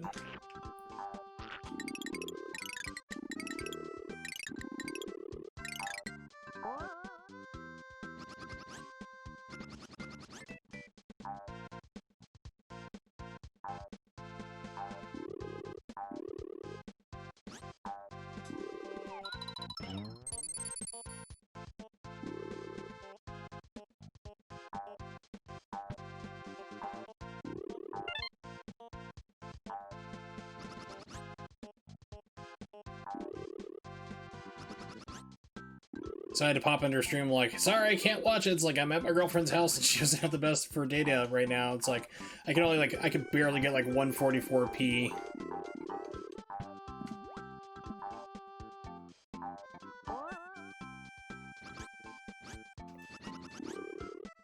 I thought that was the one. Oops, that's not the one. What I'm really excited for is I saw that, it's like rumored right now, like it showed up on a Hong Kong site that lists games like for retail. So it's not like some fly-by-night thing, it's actually like an Asian distributor through Hong Kong. They listed a Ninja Gaiden port for the Xbox games I like. So it's like they have Ninja Gaiden Sigma, Ninja Gaiden Sigma 2, which is Ninja Gaiden Black, and Ninja Gaiden 2 for the PlayStation 3, and Ninja Gaiden 3 Razor's Edge. It's supposed to be coming to the Switch and the PlayStation 4 March next year. If that's true, I'm gonna be all over it, and I can keep my fingers crossed that like hopefully they'll make improvement, like quality of life improvements, so like the Ninja Gaiden Sigma doesn't load at weird places, and have Sigma 2 have the upgrades I'm looking for, like the violence and more enemies. That'd be nice. I'm not holding my breath or anything, but I really hope that they come out with a PC version, like a Steam version. I would love that to death. I would buy that, and it's like saying it was like $40. Oops. You know it's gonna hurt. No! Stop it.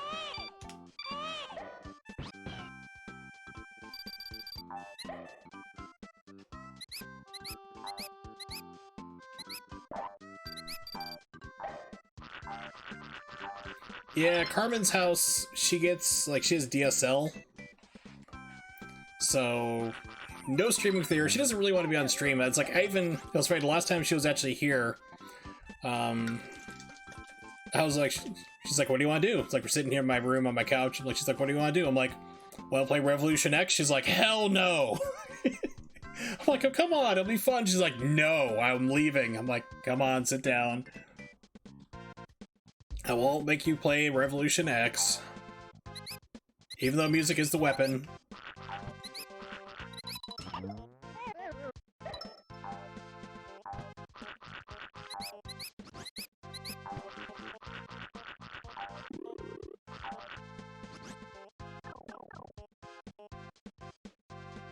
Yeah, Carmen lives out in the country, like farmland. So she can only get DSL, she can't get cable, unfortunately. Now, like I said, the arcade version, I should probably get the main version of that running.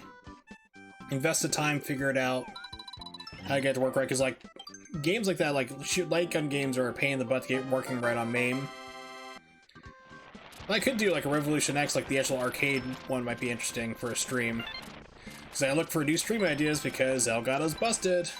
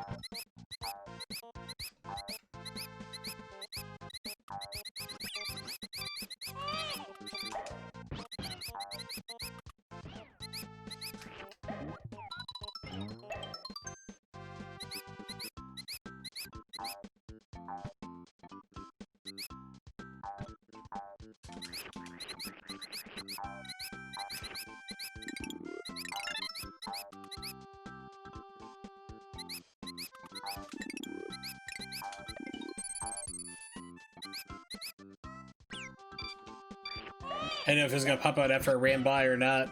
Well, now I know my answer. Let's see, can I do it? Yeah!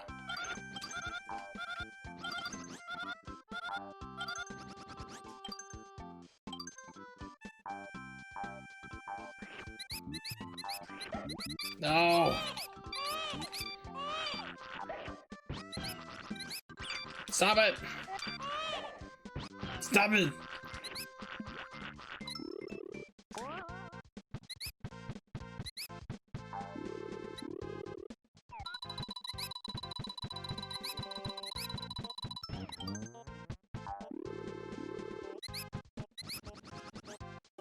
Insta death. Hit it on the wrong frame. Yeah, so Revolution X might be fun as a stream, like the actual arcade version running full speed.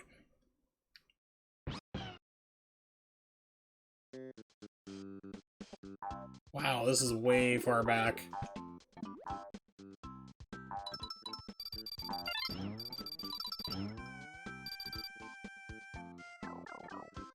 It's a long level.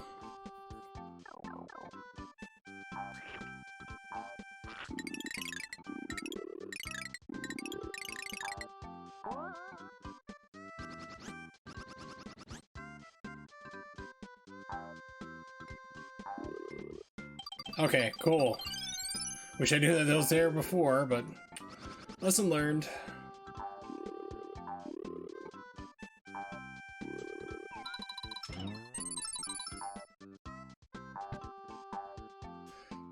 Let's play all the Spyro games after Year of the Dragon in order. You'll grow a new appreciation for that game. No.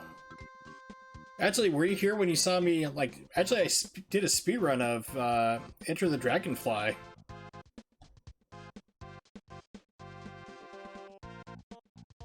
I can still do that if you want to see it. It just takes, like, less than 5 minutes. That game is hideously broken. That's funny, because it's actually the subject of one of Matt McMuscle's episodes of What Happened. I was like, that's funny, because like you find like why it's so busted and broken. It's because they had like 9 months to do it, and they had all these things they wanted to do, and they just couldn't do it. Like, they had like different people in charge. They kept changing what the game was gonna be, and they started getting like interference. It was just like all sorts of crazy stuff. It just led to like big problems.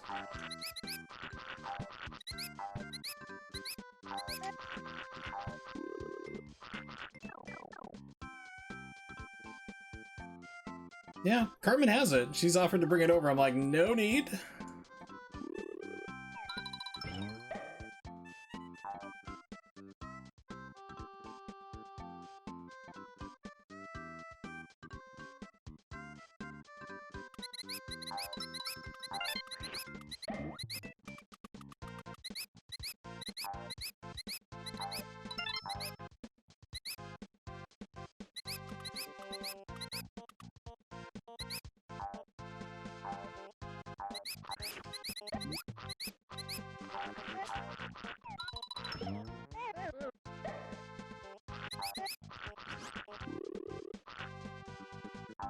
Yeah.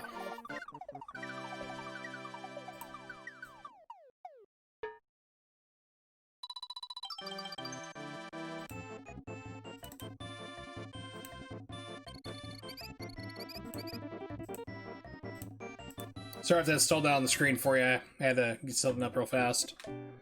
Doobity-doobity-doo-doo.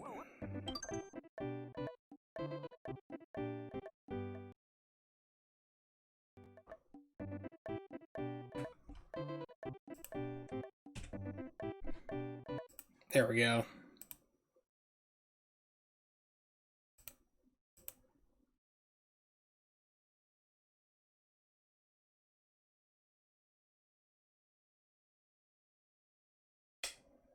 Wait a minute, did I get rid of it?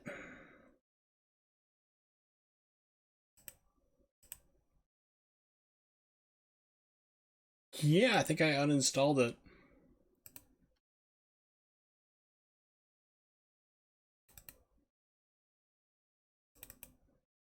Games. Spyro, Enter the Dragonfly. Extract, please. Yeah, I'll show you like how broken that game is if you haven't seen it. Just, I'll show you like, I'm not going to complete the game, I'll just show you how you can get to the final boss in like 2 minutes. I just have to extract the ISO real quick, so apparently I deleted it just to save space. I'm like, well, I'm not going to be playing this, but I have the zip file, so I can just uninstall it when I, reinstall it when I need to. Oh, I think it was you, Twallis, also, who gave me the link for Abandonware for like Mad Dog McCree or something like that. I was like, one of those games. I think it was you who did that. Sent me a link to like Abandonware, and I tried Mad Dog McCree, and it would like work for like it worked one time and then it stopped working properly. I'm like, oh come on! So I gotta figure out how to get it working properly, because if I can, that'd be really awesome to do. That's the one. Well, like if I can play it with the mouse, that'd be a lot better than trying to do it with the controller pad when I do 3DO streams. Right, and Dungeon Spiro.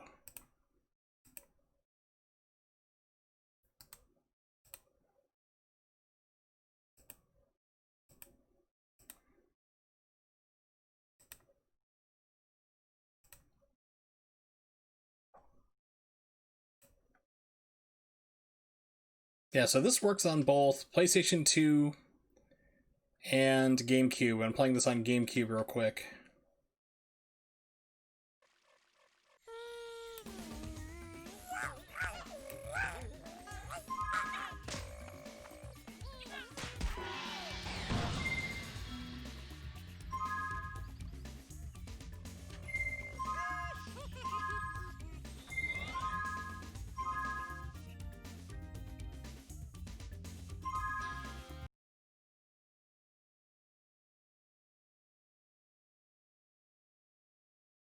Yeah, like the design document, like when you make a video game, you have to write out like what you're planning to do and everything.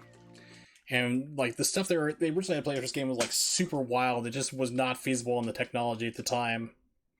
But they had told like Universal, like, oh yeah, we're going to be doing this and we're going to do all these crazy things, and some guy just like kept making up stuff like after the fact. It was like they're already working on the game, and he'd be like, no, change it. It just like caused havoc. Like this game was set up to fail.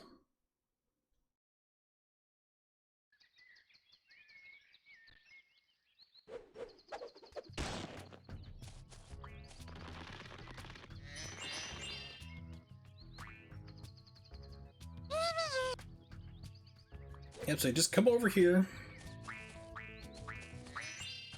Jump over here on this platform. And you need to do a jump and dive like right on the seam right here.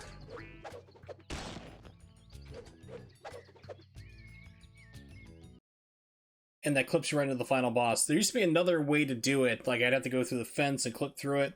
But in emulation, you can't do it because you had to rely on the game slowing down. Like it had like a frame rate dip, which allowed you to do the trick to push through the gate. You had to do that diving like maneuver to basically jump, like to basically cause the game to think you were swimming when you were in the air normally. Then you basically swim over to this trigger to start the final boss. And we're already at the end of the game. That's Ripto. All I have to do is beat him in the fight, and you win the game. So this is like stupidly easy to speedrun for anyone here. So this works on both the PlayStation 2 and the GameCube. It's just that ridiculously easy. Alright, back to the Marios. Let's see, where are you? Ritual Arch. Have you closed? Let's reopen Retro Arch. Pardon me, here we go.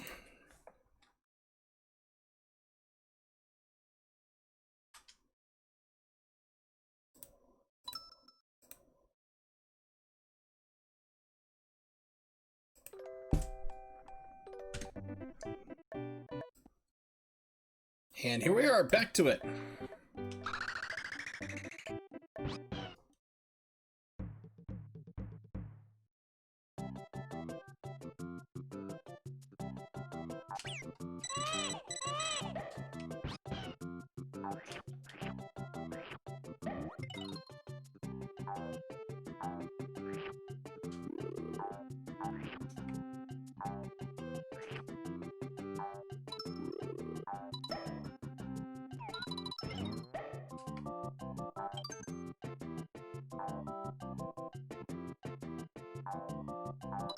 Ah, oh, those levels. Such a pain. So what I love about this game is actually it has a good challenge to it, Which is sorely what's been missing from a lot of Yoshi games ever since this one, in my opinion.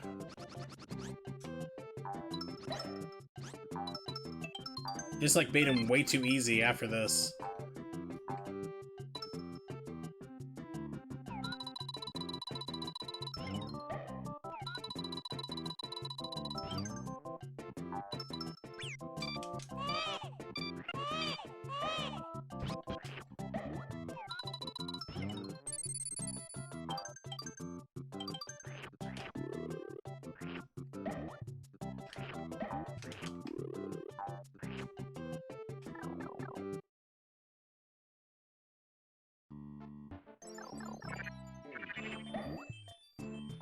Come to me.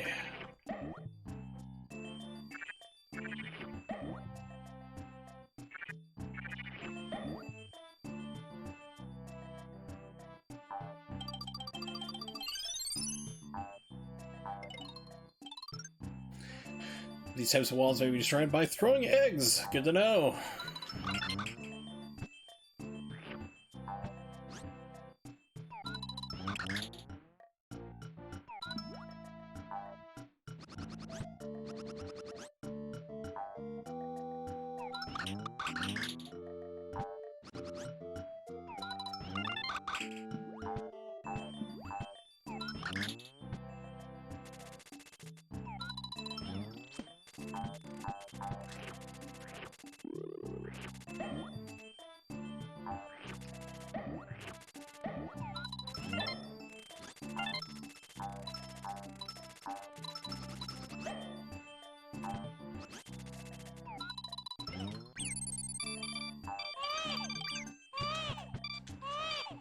Yoshi, get up.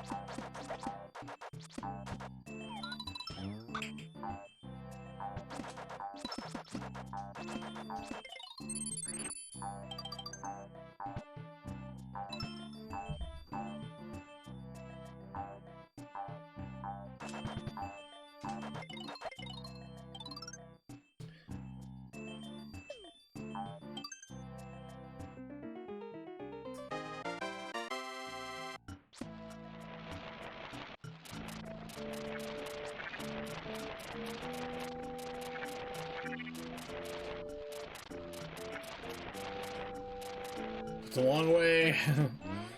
There we go.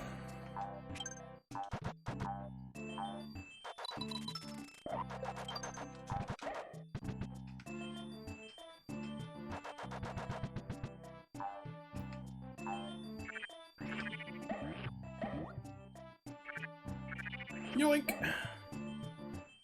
So I'm left trying to think of like what games I can play again, so I'm definitely going to be trying out after stream, see if I do have a viable version of Yoshi's Woolly World I can play.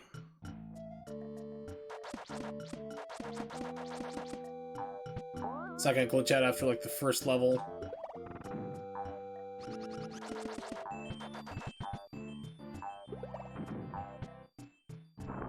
And if that doesn't work, I might play another round of this, might make this the next game to complete, although this is pretty long and lengthy, so not sure.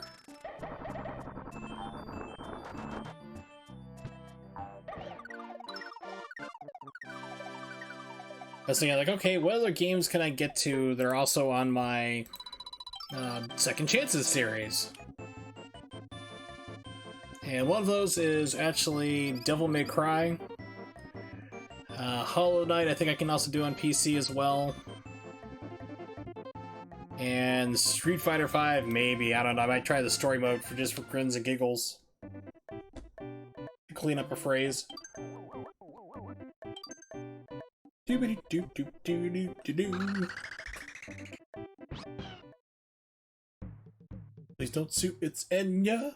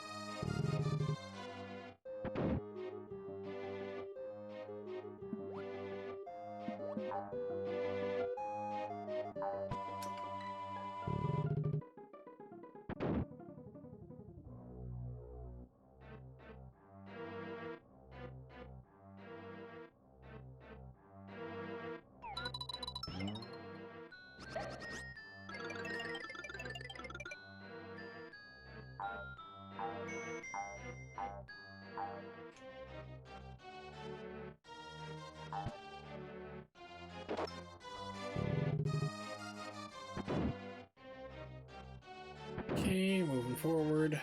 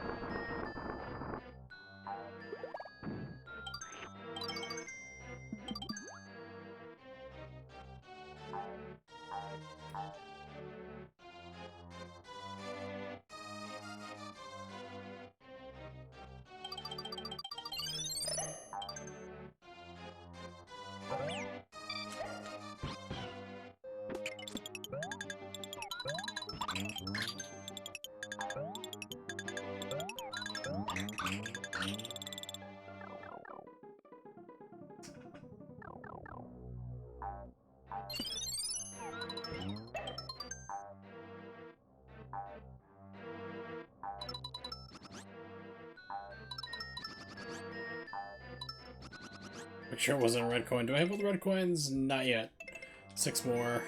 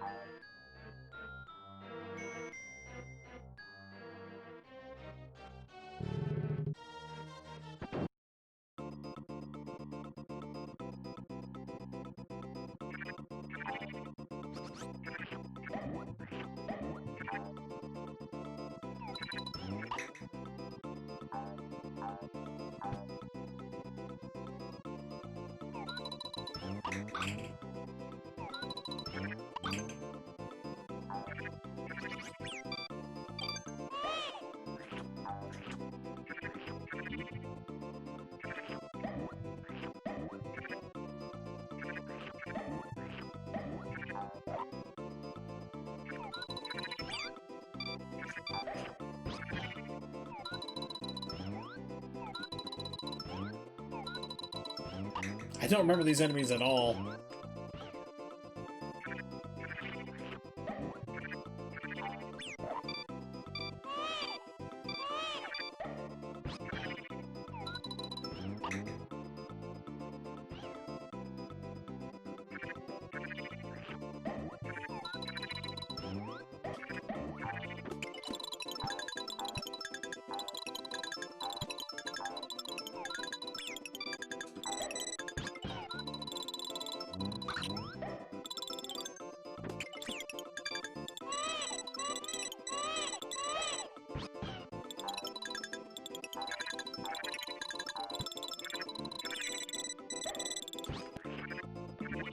Not worth it.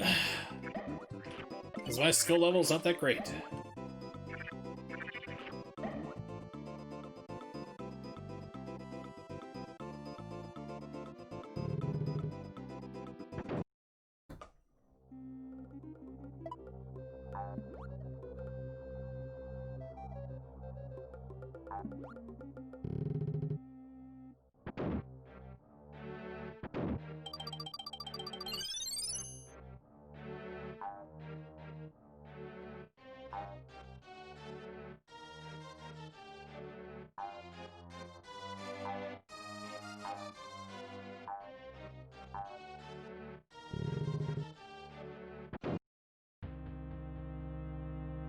Okay, so I think it's the next level boss. You can quick kill him off the screen. It's great, because it's not something like the developers didn't plan to do it. They actually encounter, like, thinking, like, somebody could possibly do this, like, because you can barely see it if you hit him with an egg off the screen. It just gives you, like, special, like, dialogue for doing it. It's pretty cool. Couple of water bottle loudly. Toss that. Alright.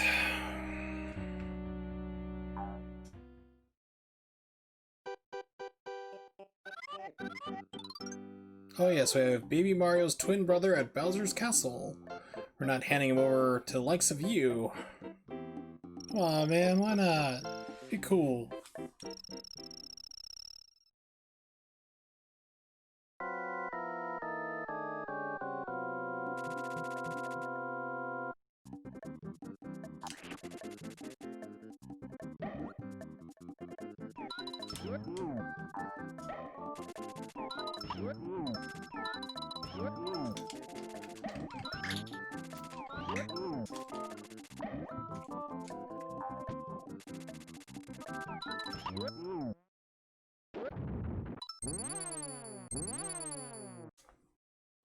Very hard boss.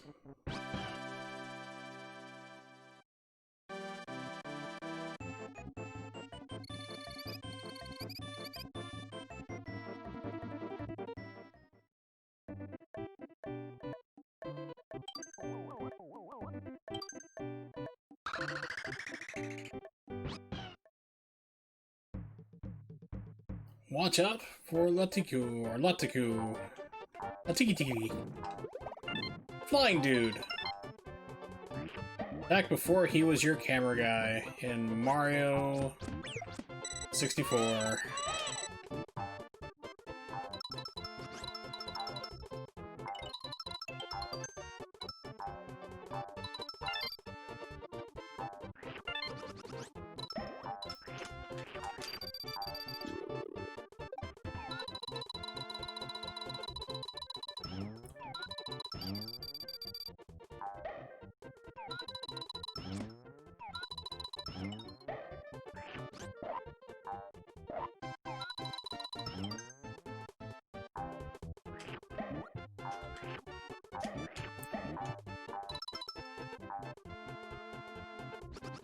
Oh, that time the game did eat that jump.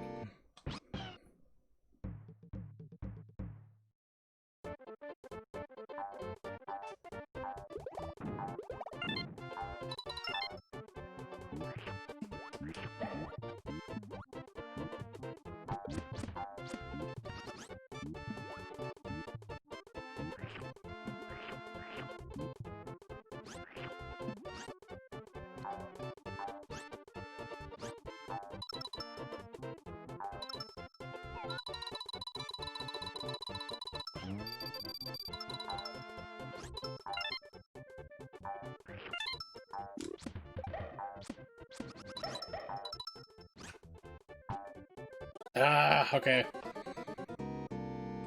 I got it.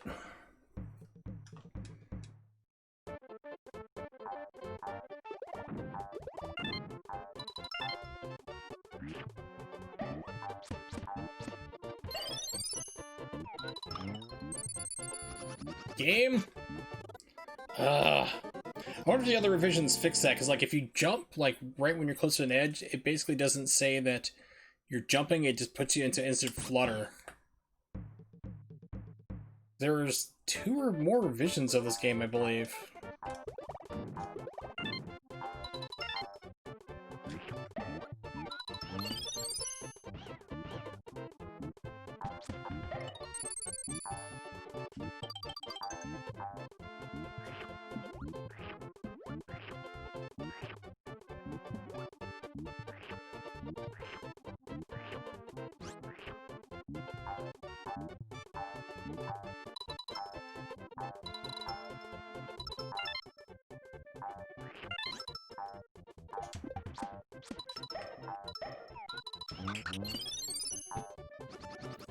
Yeah, every single time, like, when you get close to that edge and jump, it just treats you like you're fluttering instead of a natural jump.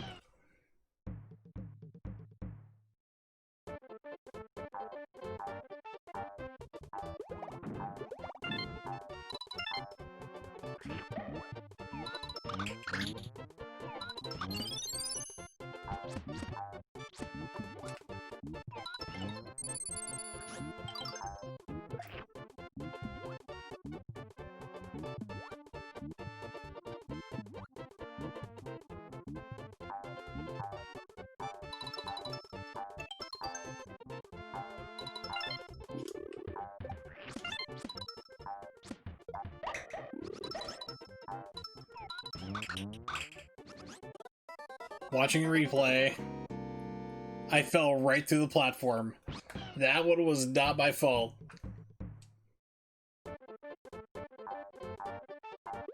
That's shocking, because I mean, this game is pretty polished.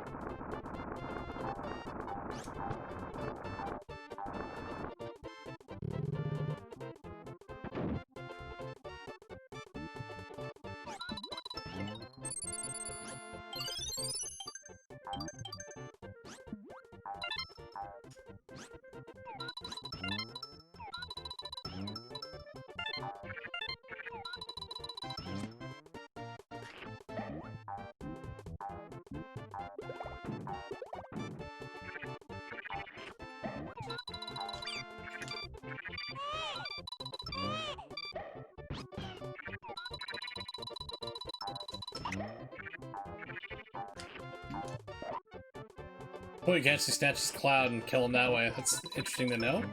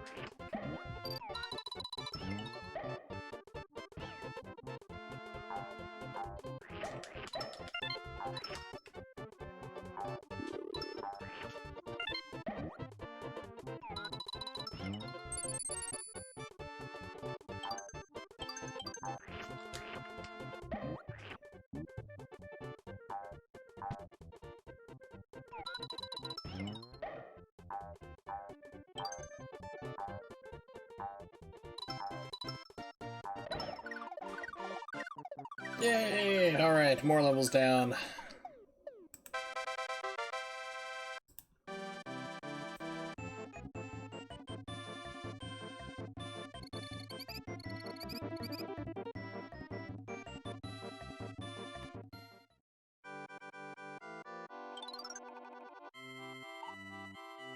Slot machine, okay. A to stop each tumbler. Yes, we need to stop tumbler.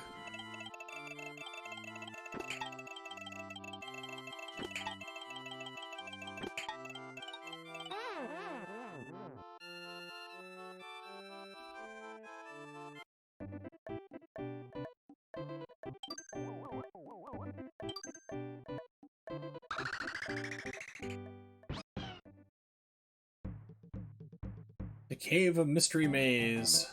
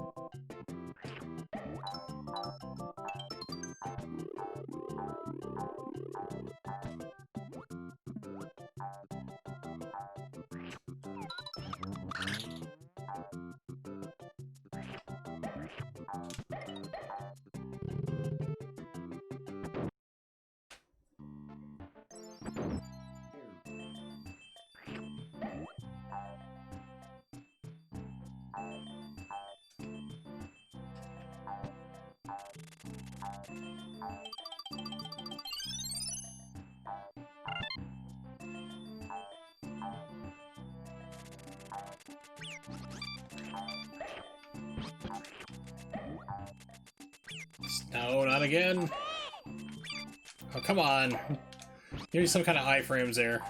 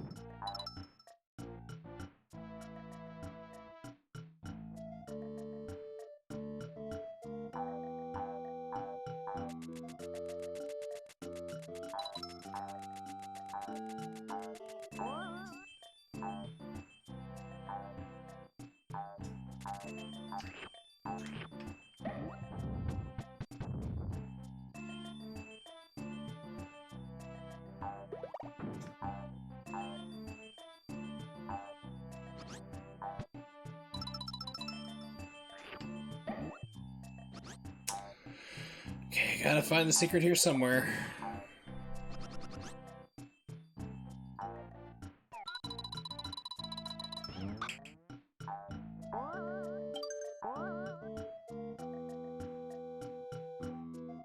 Okay.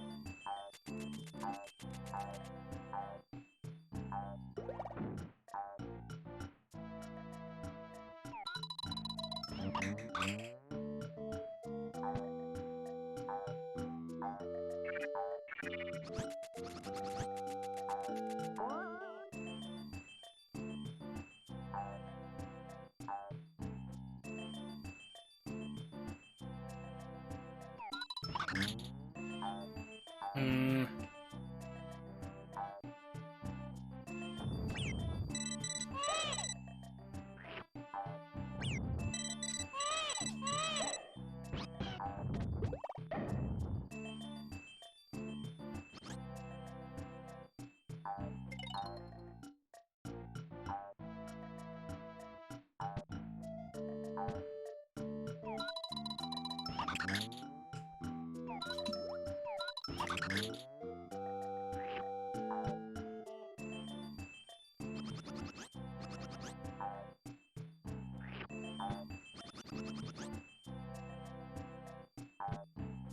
Okay, so what am I missing?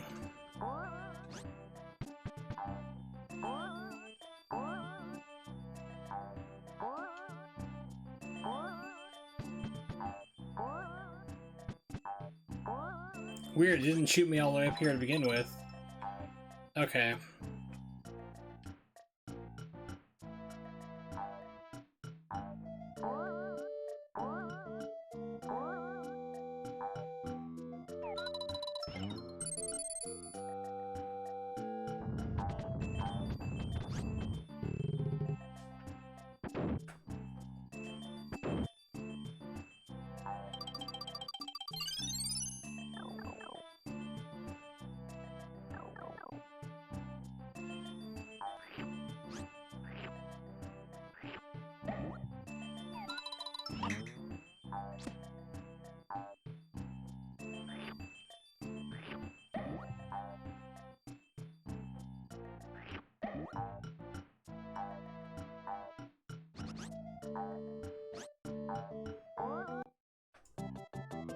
Yay, alright.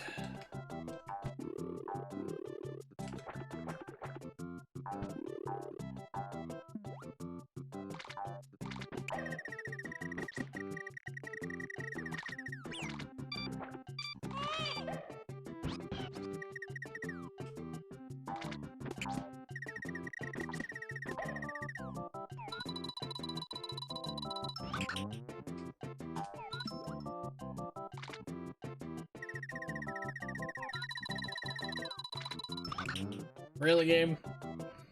Oh.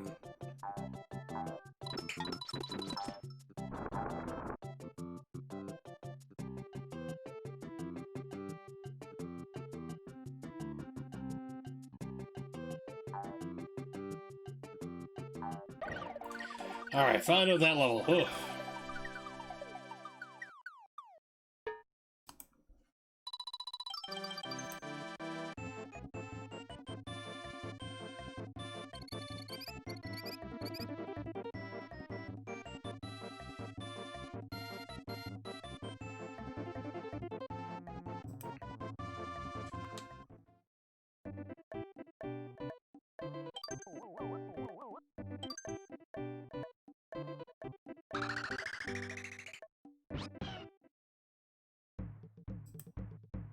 Lucky Two's wall.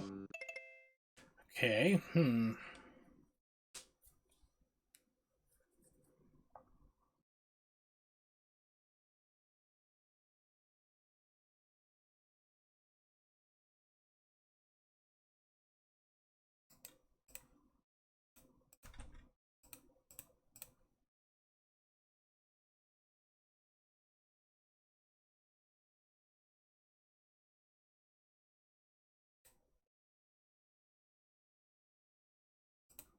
Checking out something real fast, apologize. My hands feel like it's gonna rain. I'm not sure if it was just because I did a lot today. Did some cleaning, cooking, and then exercise, so... Hell's fanatical.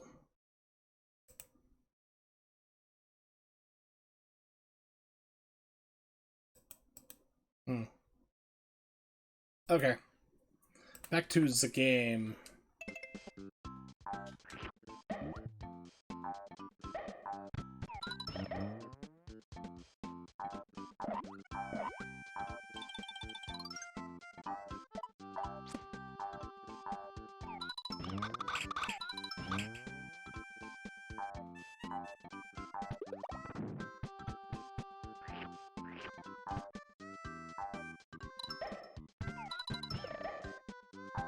That's what the large one does, okay.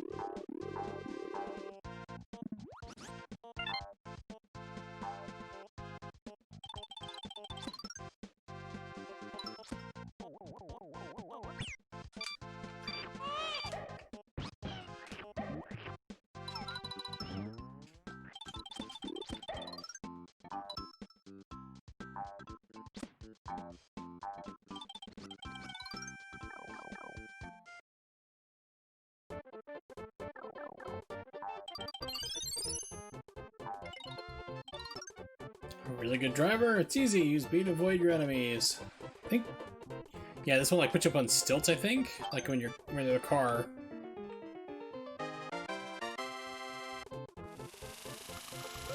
Yeah. I don't think you can hold it down though. No, you can't. It's limited time.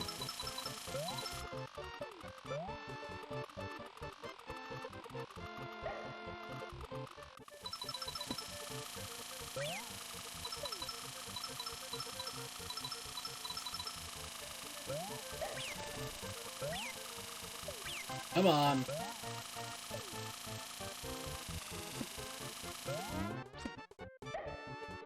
There we go. Ah, man. Yes, I can understand why it took me like 2 months back in the day to 100% this game. It is challenging, but I like it.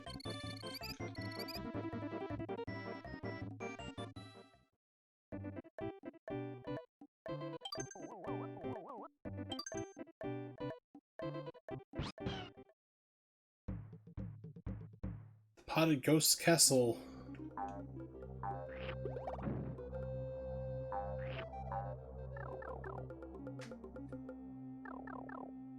Yeah, this is the one I think you can quick kill. No, this isn't. This you can't quick kill this one. No.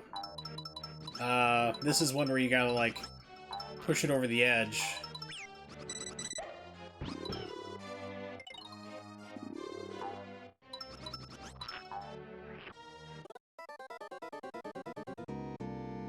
Too much forward momentum.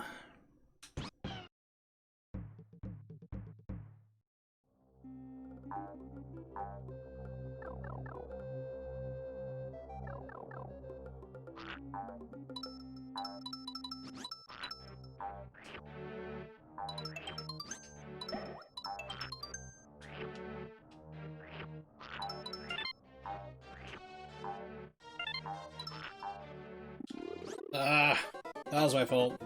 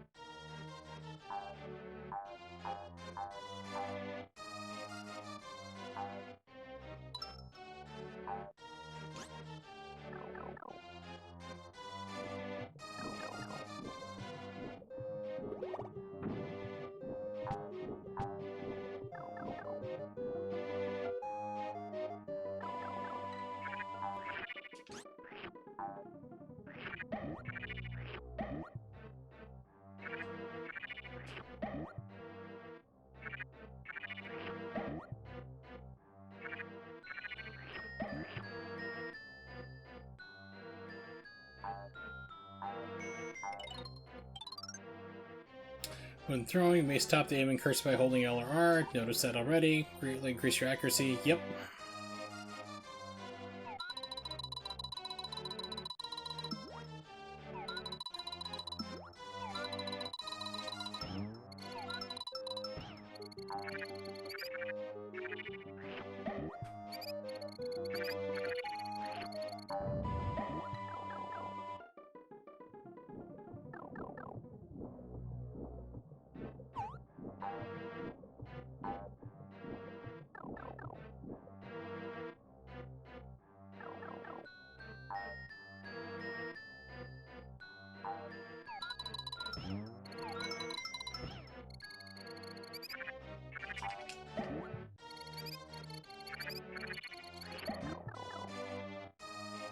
Okay, so I do have to explore this part.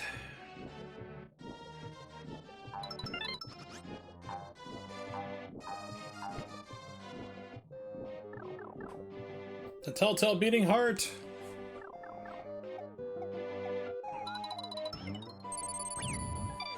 Yeah, I jumped in that like an idiot. Not gonna lie.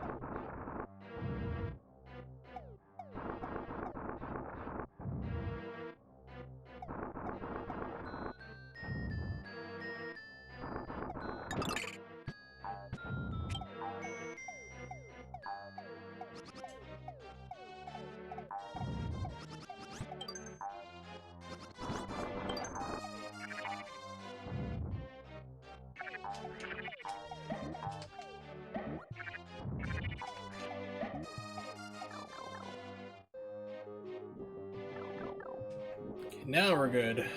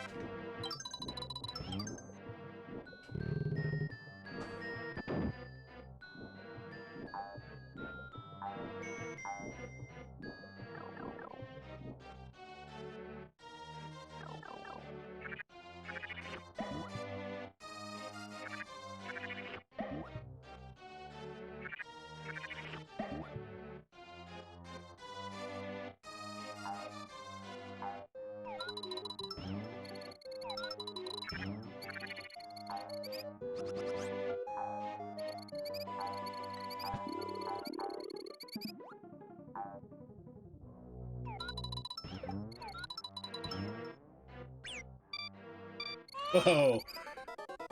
It threw me off the ledge there on the recovery. Fortunately, not too far back for this, so that's good.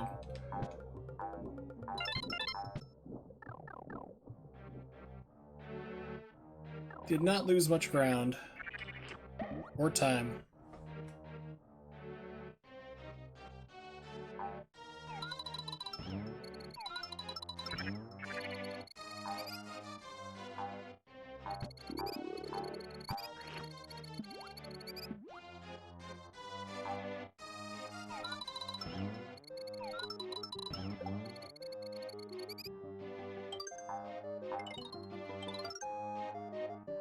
Yeah, I've noticed.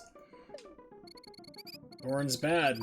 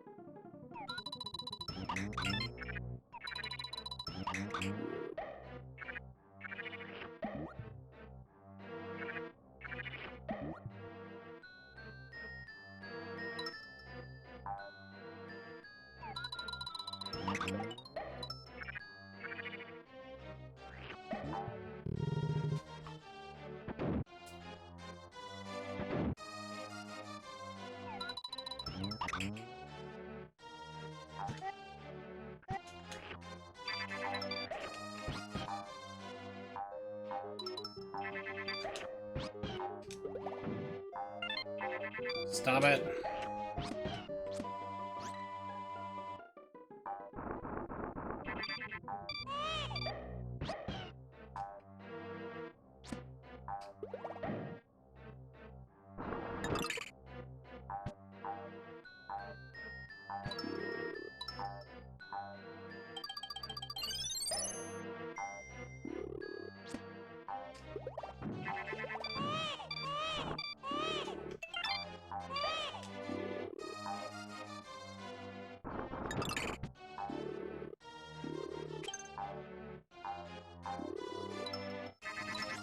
Hey, come on.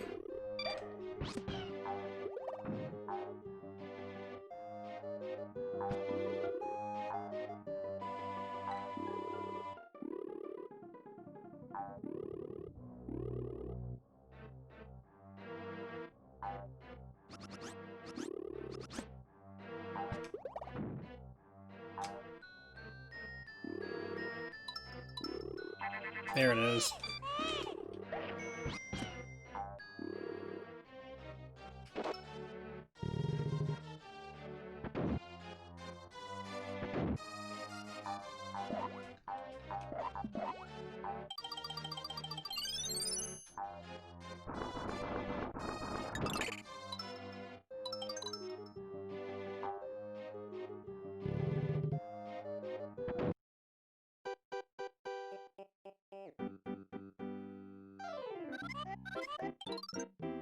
Yoshi dear, that baby is going to cause disaster to befall the Koopas. So give him here before you accidentally get hurt. So Zero Mize goes like, uh-uh.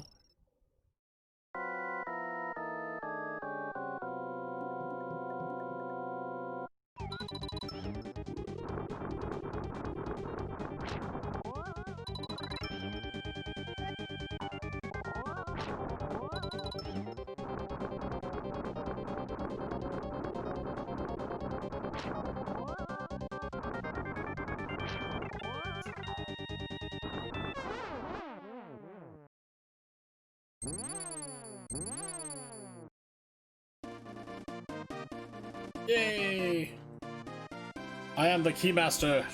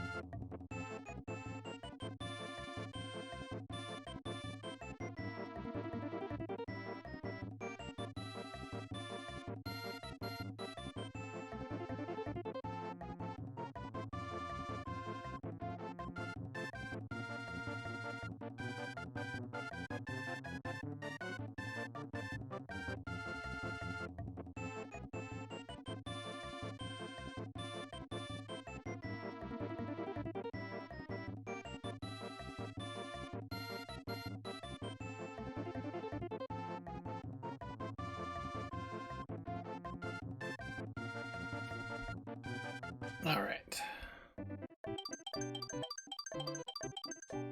On to World 3.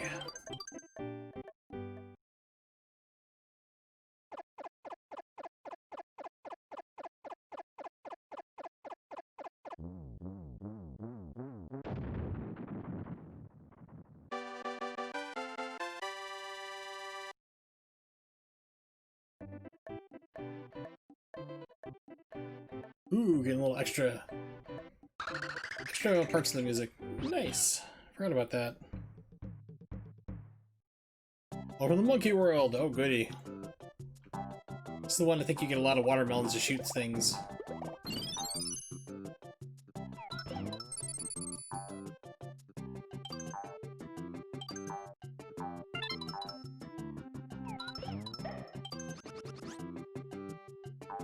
That poor monkey's suicidal.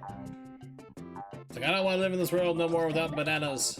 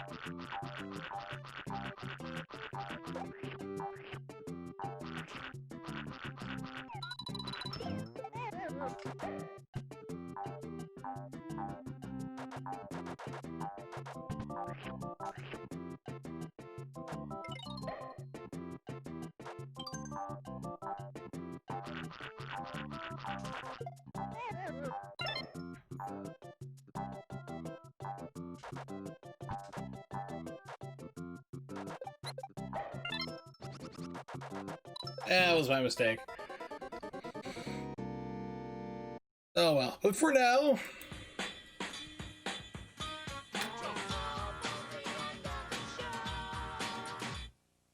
we've reached the end of the stream for today, so thank you very much for hanging out. Of course, shouts to Twalis and anybody else who's lurking here. You guys are always cool.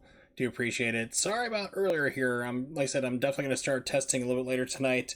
An older version of Cemu to see if I can get that to work properly, because I know that there's been no reported problems with Yoshi's Woolly World, but I just downloaded the newest, latest version of Cemu, and apparently it stops working after World 1-2, where it just crashes. Like, it doesn't crash, but like the graphics just go to the point where you can't play it anymore.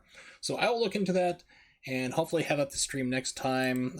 Stream will be probably on Friday. Yeah, definitely Friday. 9/11, not the best day, whatever, but make sure to remember that here if you remember that event. It's kind of crazy to remember that or realize that we're getting to a time where people are being born, kids are born or coming to age now, adults technically, who didn't live through it. It's kind of crazy how time progresses, I guess. But yeah, I'll be back on the 11th. And going to try to see if I get Yoshi's Woolly World to work, if I can get that working. If it doesn't work, then I will probably do some fighting games. I've been wanting to do the fighting games, the X-Men games particularly, that are coming out on the arcade 1-up that I really want. So that'd be X-Men versus Street Fighter, Marvel Superheroes versus Street Fighter, Marvel War of the Gems, I think it was. Let me take a look. I have them on the Saturn, so I'll probably be playing on that. Let's see. X-Men Children of the Atom, that's another one. Marvel Superheroes, that's what it is. And Marvel Superheroes versus Street Fighter. So I want to play those games that are going to be on that collection. I will probably end up playing them on the Sega Saturn instead of just doing the arcade version. I don't know. It depends on how my hands feel. If my hands are okay, I'll play them on the Saturn. Actually, crap, no, I can't play them on the Saturn. Well, I could. I just have to do emulation. I keep thinking, like, I have my Retro Tank and I can plug it in, but I don't have a functional capture card. Damn it. So I'll try them out in emulation, try to keep them accurate there for the Saturn versions, and if that fails, I'll just do the arcade ROMs. We'll have fun with that. Just basically play all those, and there's also some games for the Super Nintendo on there too, so we're going to have some fun with that X-Men Bonanza if we don't get Yoshi's Woolly World working. If we do get that, I will be playing it on Friday, and X-Men would be on Sunday, the day before my birthday. We'll do that. But either way, X-Men's coming up. Yoshi's Woolly World, probably cross your fingers, hopefully on Friday. So thanks for hanging out. Keep an eye on things here. I do normally stream at 8 p.m. Eastern Standard Time, so if you don't know when that is, just type into Google. It'll tell you wherever you are in the world. Also keep an eye on my Twitter, Wurzel555. So if something comes up, if I have to cancel the stream or change the game or whatever, you'll know there, because I also put up a couple hours in advance what I'll be playing. So hopefully see you guys Friday. Have yourself a good one.